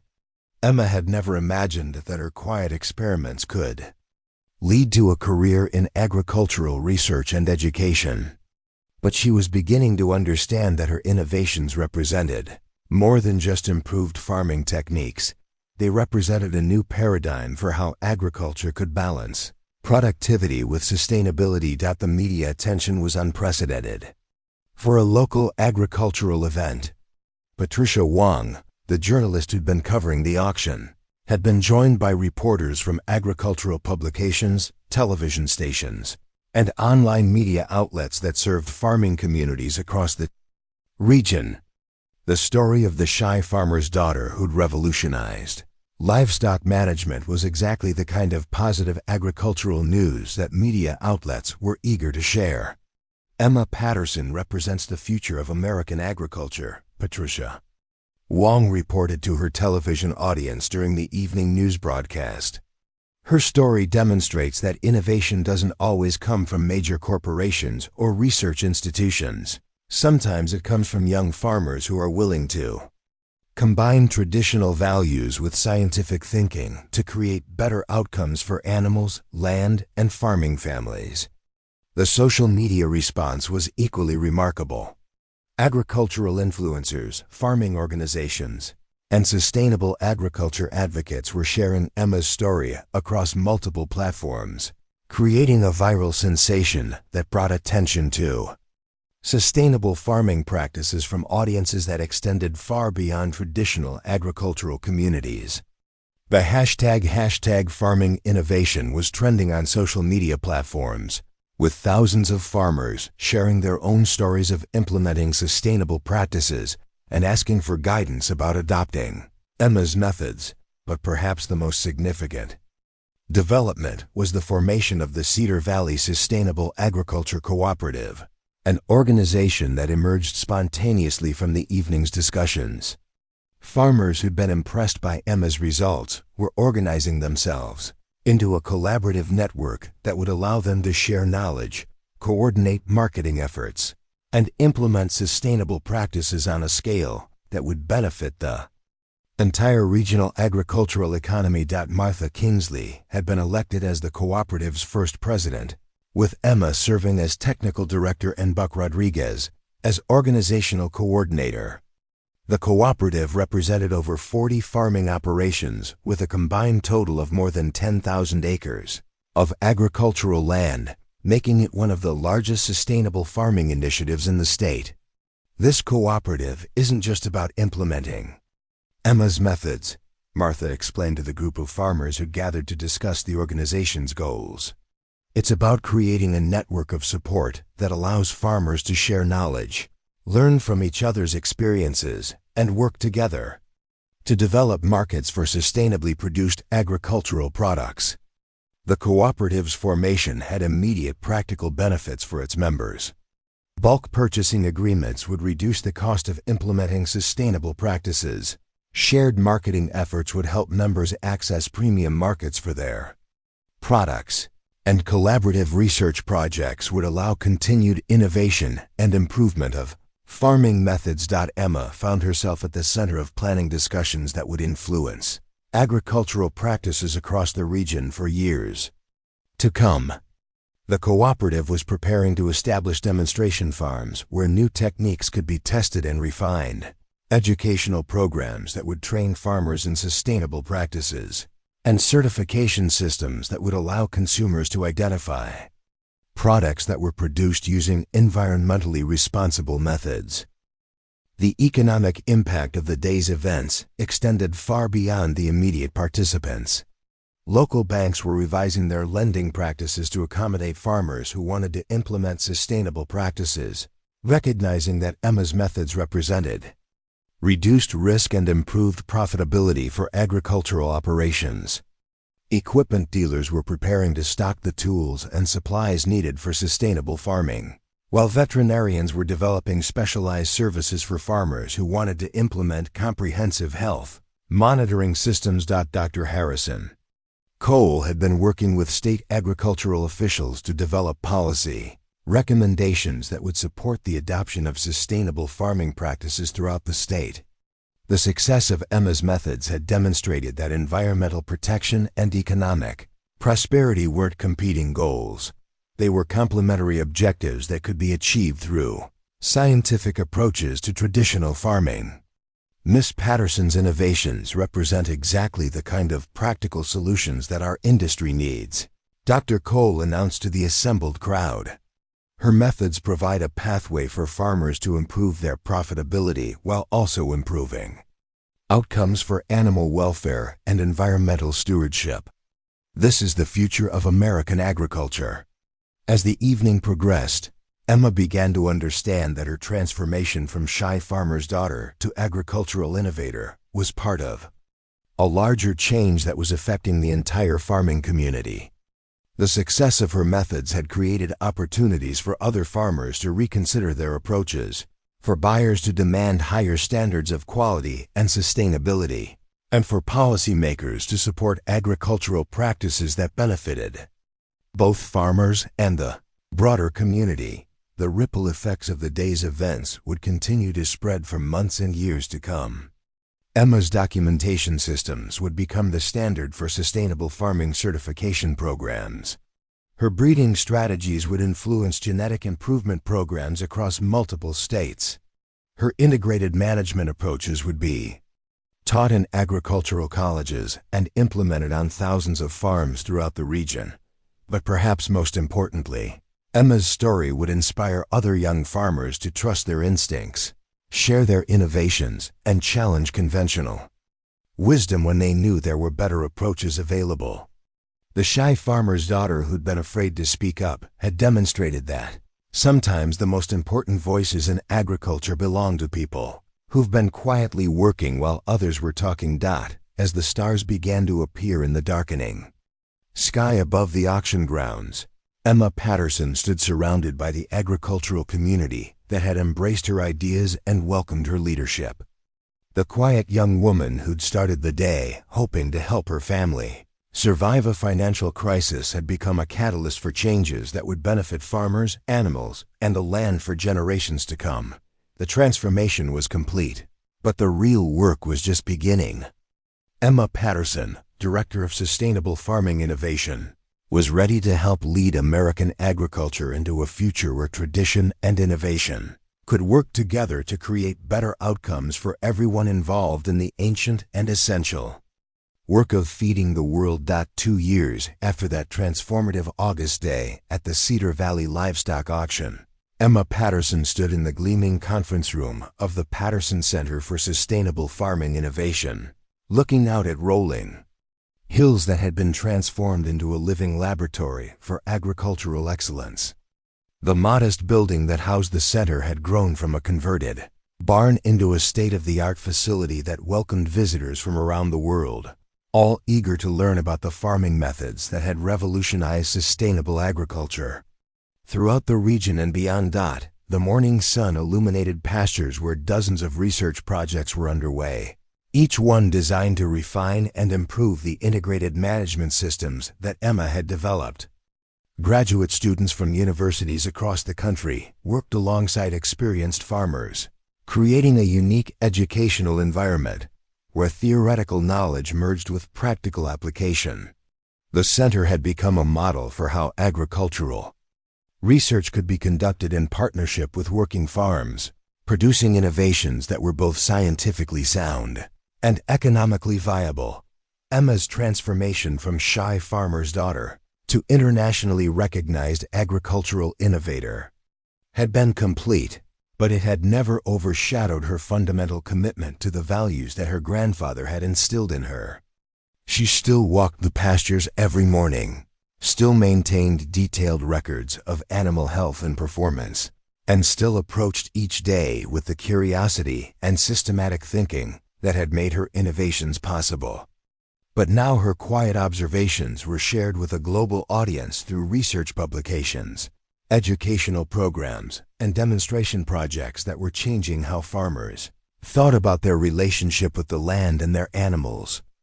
Cedar Valley Sustainable Agriculture Cooperative had grown from its original 40 members to over 300 farming operations across 7 states, representing more than 150,000 acres of agricultural land managed using Emma's integrated approaches. The economic impact had been remarkable. Member farms were consistently outperforming conventional operations in profitability, animal health, and environmental sustainability. The cooperative had become a powerful force in agricultural markets, with buyers actively seeking out their certified sustainable products. Martha Kingsley, now serving her second term as the cooperative's president, had been instrumental in developing the marketing strategies that allowed member farms to capture premium prices for their sustainably produced livestock. Emma's methods aren't just about better farming, Martha explained to a group of visiting agricultural policymakers. They're about creating competitive advantages that allow small and medium-sized farms to thrive in markets that have traditionally favored large industrial operations. The certification program that had emerged from Emma's documentation systems had become the gold standard for sustainable livestock production. The Patterson Sustainable Certification included comprehensive health monitoring, environmental stewardship requirements, and animal welfare standards that exceeded industry norms, while remaining practical for farmers to implement. Products bearing the certification commanded premium prices in markets that served increasingly environmentally conscious consumers. Frank Hernandez had left his position with the major meat processing company to establish Mountain Valley Sustainable Meats, a company that exclusively purchased livestock from Patterson-certified farms. The company's success had demonstrated that sustainable agriculture could support profitable businesses at every level of the supply chain, from farm production through processing and retail sales. Emma's innovations created opportunities that didn't exist before, Frank said during a presentation to potential investors. We're not just selling meat, we're selling a story of responsible farming, healthy animals, and environmental stewardship that resonates with consumers who are willing to pay premium prices for products that align with their values. The university position that Dr. Jennifer Walsh had offered Emma had evolved into something far more significant than either of them had originally envisioned. Emma now held the title of Distinguished Professor of Sustainable Agriculture, with joint appointments in the departments of Animal Science, Soil Science, and Agricultural Economics. Her research program had attracted millions of dollars in funding from government agencies, private foundations, and agricultural companies interested in developing sustainable farming technologies. The doctoral program in sustainable agriculture that Emma had established was attracting students from around the world, creating a new generation of agricultural scientists who understood how to balance productivity with environmental responsibility. The program emphasized hands-on learning, requiring students to work directly with farmers while conducting research that addressed real-world challenges facing the agricultural industry. Dr. Emma Patterson's research had been published in leading agricultural journals, and her textbook, Integrated Systems for Sustainable Livestock Management, had become required reading in agricultural programs throughout North America. But she remained committed to making her knowledge accessible to working farmers, regularly conducting workshops and field demonstrations that translated complex scientific concepts into practical applications. The policy impact of Emma's work had been equally significant. Her methods had influenced state and federal regulations governing organic farming, animal welfare standards, and environmental protection measures. The documentation systems she developed had become models for agricultural certification programs, while her integrated management approaches had been incorporated into conservation programs that provided financial incentives for farmers to adopt sustainable practices. Dr. Harrison Cole, now serving as the state's Director of Agricultural Innovation, had worked closely with Emma to develop policy frameworks that supported sustainable farming without creating unnecessary regulatory burdens. Emma's approach has shown us that environmental protection and agricultural productivity aren't competing goals, he explained to a congressional committee examining agricultural policy. Her methods provide a pathway for farmers to improve their profitability, while also improving outcomes for animal welfare and environmental stewardship. The international recognition of Emma's work had been unprecedented for innovations that originated on a small family farm. She'd been invited to present her research at agricultural conferences in Europe, Asia, and South America, sharing her methods with farmers and researchers who were adapting her approaches to different climates and farming systems. The Patterson Center had hosted delegations from over 30 countries, all eager to learn about sustainable agriculture techniques that could be adapted to their local conditions. The economic transformation of the Patterson family farm had been remarkable. The operation that had once struggled to meet bank payments had become a profitable demonstration farm that generated income through livestock sales, educational programs, research partnerships, and consulting services. The farm now employed 15 people full-time and provided seasonal work for dozens of students and researchers. Robert Patterson, Emma's father, had embraced his new role as farm manager with enthusiasm and pride. "I always knew Emma was special," he said during a documentary about the farm's transformation, "but I never imagined that her quiet ways of doing things would change how farmers think about their work. She's shown us that innovation doesn't always come from the outside. Sometimes it comes from paying attention to what we already know and finding ways to do it better." The environmental impact of Emma's methods had been documented through comprehensive studies that demonstrated significant improvements in soil health, water quality, and biodiversity on farms that implemented her integrated management approaches. The pastures managed using her rotation systems sequestered more carbon, supported more wildlife, and maintained productivity during drought conditions that severely impacted conventionally managed land. The animal welfare improvements had been equally impressive. Livestock raised using Emma's methods showed lower stress indicators, fewer health problems, and more natural behaviors compared to animals in conventional farming systems.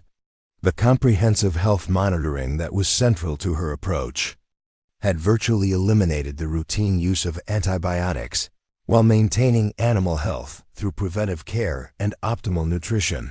Buck Rodriguez, now in his 70s but still serving as the coordinator for the Patterson Center's community outreach programs, often reflected on the day that had changed everything. Emma's story shows us that the most important innovations often come from unexpected places, he said during a celebration of the center's second anniversary. She wasn't trying to revolutionize agriculture, she's just trying to take the best possible care of her animals and continue her grandfather's work. But sometimes that's exactly what revolution looks like. The legacy of Thomas Patterson lived on through the research institute that bore his name within the Patterson Center. The Thomas Patterson Institute for Agricultural Innovation continued his work on breeding programs, genetic improvement, and sustainable farming systems. The Institute's library contained his original research materials alongside contemporary studies that built on his foundational work. Emma's impact extended far beyond the technical innovations she'd developed. Her story had inspired countless young farmers to trust their instincts, share their ideas, and challenge conventional wisdom when they knew there were better approaches available. Agricultural colleges reported increased enrollment in sustainable farming programs, while young farmers' organizations were actively promoting the kind of scientific thinking that Emma represented. The broader agricultural community had been transformed by the success of Emma's methods. Farmers who had once viewed sustainable practices as expensive obstacles to profitability now recognized them as competitive advantages that could improve their bottom lines while benefiting their communities. The false choice between environmental protection and agricultural productivity had been replaced by an understanding that the two goals were complementary and mutually reinforcing. As Emma looked out at the research facilities, demonstration plots, and educational programs that had grown from her quiet innovations, she felt a deep sense of gratitude and responsibility. The shy farmer's daughter who had once wished she could disappear into the walls had become a voice for positive change in agriculture, someone whose ideas were improving the lives of farmers, animals, and communities around the world. The work was far from finished. Climate change, population growth, and evolving consumer preferences continued to create challenges that required innovative solutions. But Emma's story had demonstrated that agriculture could adapt and evolve while maintaining its essential character and values.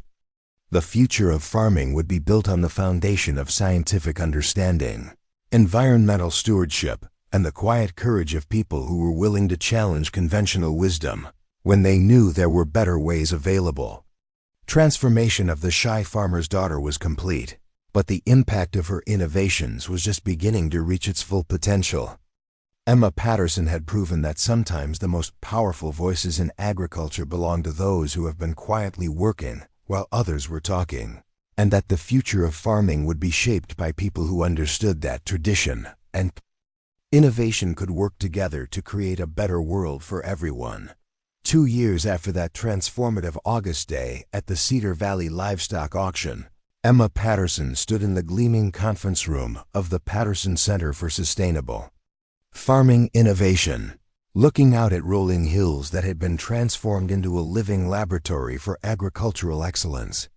The modest building that housed the center had grown from a converted barn into a state-of-the-art facility that welcomed visitors from around the world, all eager to learn about the farming methods that had revolutionized sustainable agriculture throughout the region and beyond. The morning sun illuminated pastures where dozens of research projects were underway, each one designed to refine and improve the integrated management systems that Emma had developed. Graduate students from universities across the country worked alongside experienced farmers, creating a unique educational environment where theoretical knowledge merged with practical application. The center had become a model for how agricultural research could be conducted in partnership with working farms, producing innovations that were both scientifically sound and economically viable. Emma's transformation from shy farmer's daughter to internationally recognized agricultural innovator had been complete, but it had never overshadowed her fundamental commitment to the values that her grandfather had instilled in her. She still walked the pastures every morning, still maintained detailed records of animal health and performance, and still approached each day with the curiosity and systematic thinking that had made her innovations possible. But now her quiet observations were shared with a global audience through research publications, educational programs, and demonstration projects that were changing how farmers thought about their relationship with the land and their animals. The Cedar Valley Sustainable Agriculture Cooperative had grown from its original 40 members to over 300 farming operations across 7 states, representing more than 150,000 acres of agricultural land managed using Emma's integrated approaches. The economic impact had been remarkable. Member farms were consistently outperforming conventional operations in profitability, animal health, and environmental sustainability. The cooperative had become a powerful force in agricultural markets, with buyers actively seeking out their certified sustainable products. Martha Kingsley, now serving her second term as the cooperative's president, had been instrumental in developing the marketing strategies that allowed member farms to capture premium prices for their sustainably produced livestock. Emma's methods aren't just about better farming, Martha explained to a group of visiting agricultural policymakers. They're about creating competitive advantages that allow small and medium-sized farms to thrive in markets that have traditionally favored large industrial operations. The certification program that had emerged from Emma's documentation systems had become the gold standard for sustainable livestock production. The Patterson Sustainable Certification included comprehensive health monitoring, environmental stewardship requirements, and animal welfare standards that exceeded industry norms, while remaining practical for farmers to implement. Products bearing the certification commanded premium prices in markets that served increasingly environmentally conscious consumers. Frank Hernandez had left his position with the major meat processing company to establish Mountain Valley Sustainable Meats, a company that exclusively purchased livestock from Patterson-certified farms. The company's success had demonstrated that sustainable agriculture could support profitable businesses at every level of the supply chain, from farm production through processing and retail sales. Emma's innovations created opportunities that didn't exist before, Frank said during a presentation to potential investors. We're not just selling meat, we're selling a story of responsible farming, healthy animals, and environmental stewardship that resonates with consumers who are willing to pay premium prices for products that align with their values. The university position that Dr. Jennifer Walsh had offered Emma had evolved into something far more significant than either of them had originally envisioned. Emma now held the title of Distinguished Professor of Sustainable Agriculture, with joint appointments in the departments of Animal Science, Soil Science, and Agricultural Economics. Her research program had attracted millions of dollars in funding from government agencies, private foundations, and agricultural companies interested in developing sustainable farming technologies. The doctoral program in sustainable agriculture that Emma had established was attracting students from around the world, creating a new generation of agricultural scientists who understood how to balance productivity with environmental responsibility. The program emphasized hands-on learning, requiring students to work directly with farmers while conducting research that addressed real-world challenges facing the agricultural industry. Dr. Emma Patterson's research had been published in leading agricultural journals, and her textbook, Integrated Systems for Sustainable Livestock Management, had become required reading in agricultural programs throughout North America. But she remained committed to making her knowledge accessible to working farmers, regularly conducting workshops and field demonstrations that translated complex scientific concepts into practical applications. The policy impact of Emma's work had been equally significant. Her methods had influenced state and federal regulations governing organic farming, animal welfare standards, and environmental protection measures. The documentation system she developed had become models for agricultural certification programs, while her integrated management approaches had been incorporated into conservation programs that provided financial incentives for farmers to adopt sustainable practices. Dr. Harrison Cole, now serving as the state's Director of Agricultural Innovation, had worked closely with Emma to develop policy frameworks that supported sustainable farming without creating unnecessary regulatory burdens. Emma's approach has shown us that environmental protection and agricultural productivity aren't competing goals, he explained to a congressional committee examining agricultural policy. Her methods provide a pathway for farmers to improve their profitability, while also improving outcomes for animal welfare and environmental stewardship. The international recognition of Emma's work had been unprecedented for innovations that originated on a small family farm. She'd been invited to present her research at agricultural conferences in Europe, Asia, and South America, sharing her methods with farmers and researchers who were adapting her approaches to different climates and farming systems. The Patterson Center had hosted delegations from over 30 countries, all eager to learn about sustainable agriculture techniques that could be adapted to their local conditions. The economic transformation of the Patterson family farm had been remarkable. The operation that had once struggled to meet bank payments had become a profitable demonstration farm that generated income through livestock sales, educational programs, research partnerships, and consulting services. The farm now employed 15 people full-time and provided seasonal work for dozens of students and researchers. Robert Patterson, Emma's father, had embraced his new role as farm manager with enthusiasm and pride. "I always knew Emma was special," he said during a documentary about the farm's transformation, "but I never imagined that her quiet ways of doing things would change how farmers think about their work. She's shown us that innovation doesn't always come from the outside. Sometimes it comes from paying attention to what we already know and finding ways to do it better." The environmental impact of Emma's methods had been documented through comprehensive studies that demonstrated significant improvements in soil health, water quality, and biodiversity on farms that implemented her integrated management approaches. The pastures managed using her rotation system sequestered more carbon, supported more wildlife, and maintained productivity during drought conditions that severely impacted conventionally managed land. The animal welfare improvements had been equally impressive.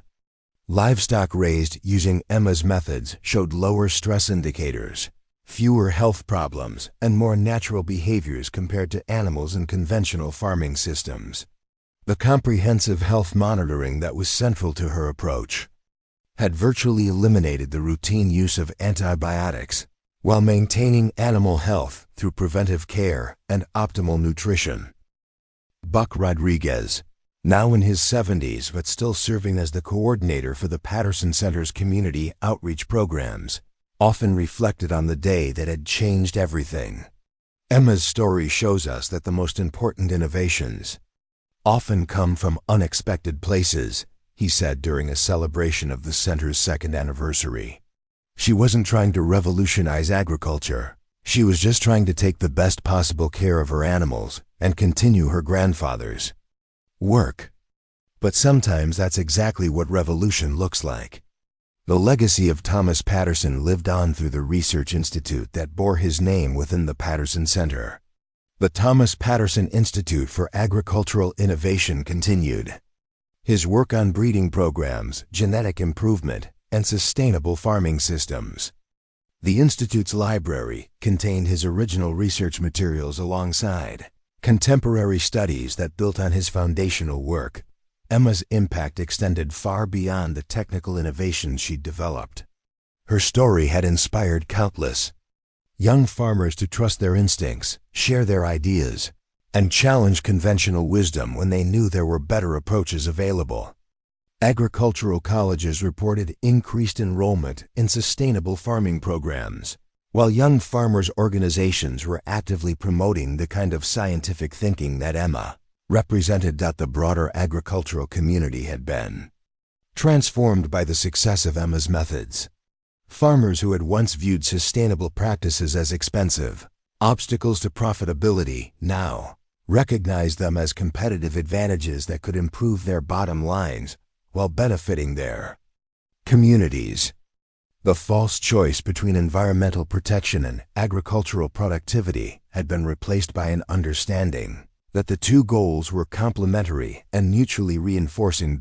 As Emma looked out at the research facilities, demonstration plots, and educational programs that had grown from her quiet innovations, she felt a deep sense of gratitude and responsibility.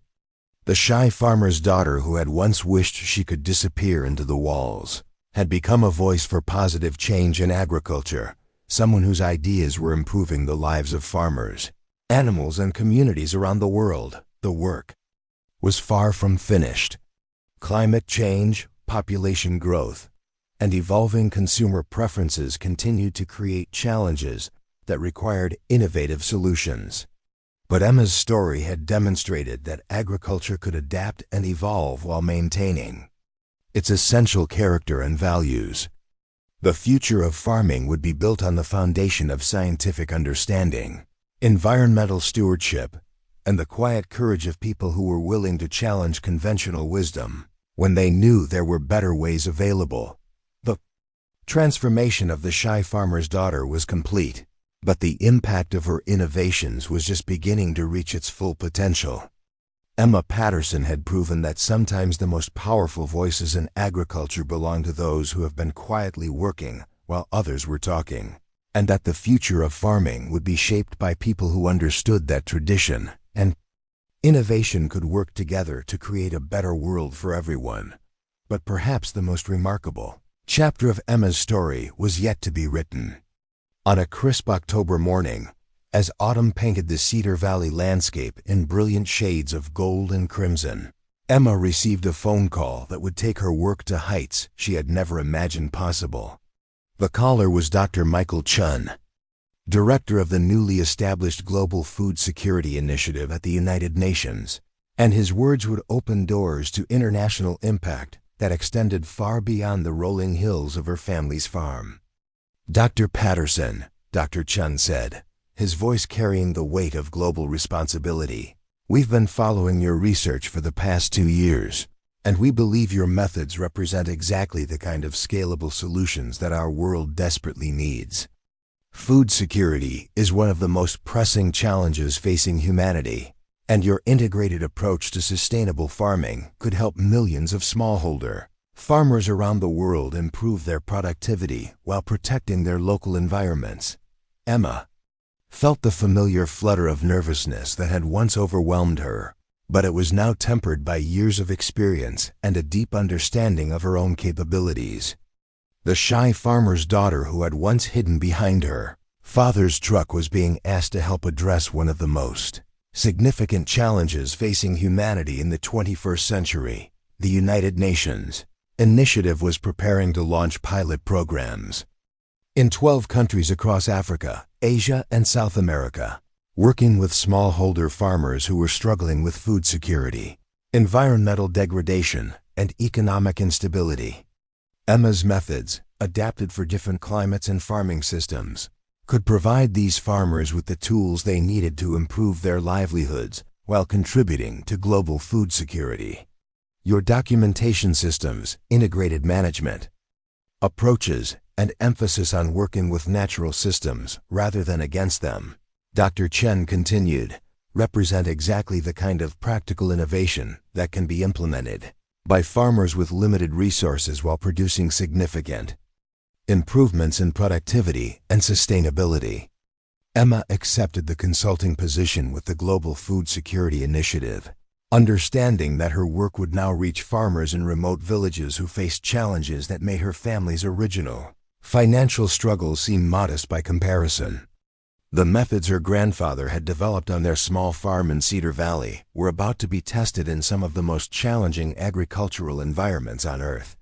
6 months later, Emma found herself standing in a field outside a small village in Kenya, working with local farmers to adapt her pasture management techniques to the unique conditions of East African agriculture. The farmers she worked with had the same dedication and love for their land that she'd grown up with, but they faced challenges that included irregular rainfall, limited access to markets, and soil degradation that threatened their ability to feed their families. "The principles are the same everywhere," Emma explained to Maria Wanjiku, a farmer who was participating in the pilot program. "We observe what the land and animals need. We keep careful records of what works and what doesn't. And we make small changes that add up to significant improvements over time. The specific techniques might be different, but the approach is universal." The results in Kenya were remarkable. Farmers who implemented Emma's adapted methods saw improvements in crop yields, livestock health, and soil quality that exceeded the most optimistic projections. The success led to expanded programs in other countries, with each implementation providing new insights that refined and improved the methods. Emma's work had come full circle in the most beautiful way possible. The knowledge that had originated with her grandfather's quiet experiments on their family farm was now helping farmers around the world improve their lives and contribute to global food security. The shy farmer's daughter, who had once been afraid to speak up in her local community, was now a voice for sustainable agriculture that was heard in villages and capitals around the world. But Emma never forgot the lessons that had made her success possible. She continued to walk the pastures of her family's farm every morning, continued to maintain detailed records of animal health and performance, and continued to approach each day with the curiosity and systematic thinking that had made her innovations possible. The global recognition and international impact were meaningful, but they were built on the foundation of careful observation, patient experimentation, and respect for the natural systems that made farming possible. As Emma reflected on the journey that had brought her from a shy farmer's daughter to an internationally recognized agricultural innovator, she realized that her story was really about the power of quiet courage and the importance of trusting in the value of your own ideas. The transformation that had begun with a crisis at a livestock auction had become a global movement that was improving the lives of farmers and strengthening food security around the world. The Patterson Center for Sustainable Farming Innovation had become a pilgrimage site for agricultural professionals from around the world, all eager to learn about the methods that had originated in the quiet observation of a young woman who had been afraid to speak up. But Emma's most important lesson wasn't about farming techniques or documentation systems. It was about the power of finding your voice and sharing your ideas when you know they can make a difference. Standing in her grandfather's old library, surrounded by the research materials that had started her journey, Emma opened a fresh notebook and began writing the next chapter of her story. The shy farmer's daughter had become a global leader in sustainable agriculture, but she was still the same person who had learned to listen to the land, care for animals, and trust in the power of careful observation and systematic thinking. World needed more people like Emma Patterson, people who were willing to challenge conventional wisdom, who combined scientific thinking with practical application, and who understood that the most important innovations often come from the quietest voices when they finally find the courage to speak. Emma's story reminds us that every great breakthrough starts with someone who dares to imagine a better way, who trusts in the value of their ideas, and who finds the courage to share their innovations with the world. The shy farmer's daughter, who had once wished she could disappear into the walls, had become a beacon of hope for sustainable agriculture, proving that sometimes the most powerful thing you can do is simply find the courage to speak your truth. If Emma Patterson's remarkable journey from invisible farmer's daughter to global agricultural innovator has touched your heart, if her story of quiet courage and scientific innovation has inspired you to think differently about the power of your own ideas, then I invite you to join our community of people who believe that the most important voices often belong to those who have been quietly working while others were talking. Hit that subscribe button and ring the notification bell, because we're dedicated to bringing you more stories like Emma's stories that celebrate the quiet heroes who change our world.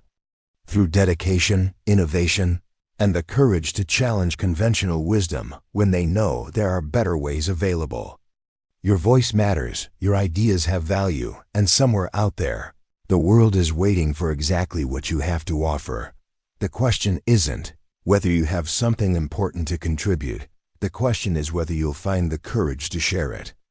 Emma Patterson's story proves that sometimes the most revolutionary changes come from the most unexpected places, and that the future belongs to those who are willing to trust in their own observations, defend their own innovations, and speak their own truth. Subscribe now, and let's continue exploring the remarkable stories of ordinary people who do extraordinary things when they find the courage to believe in themselves and share their gifts with the world.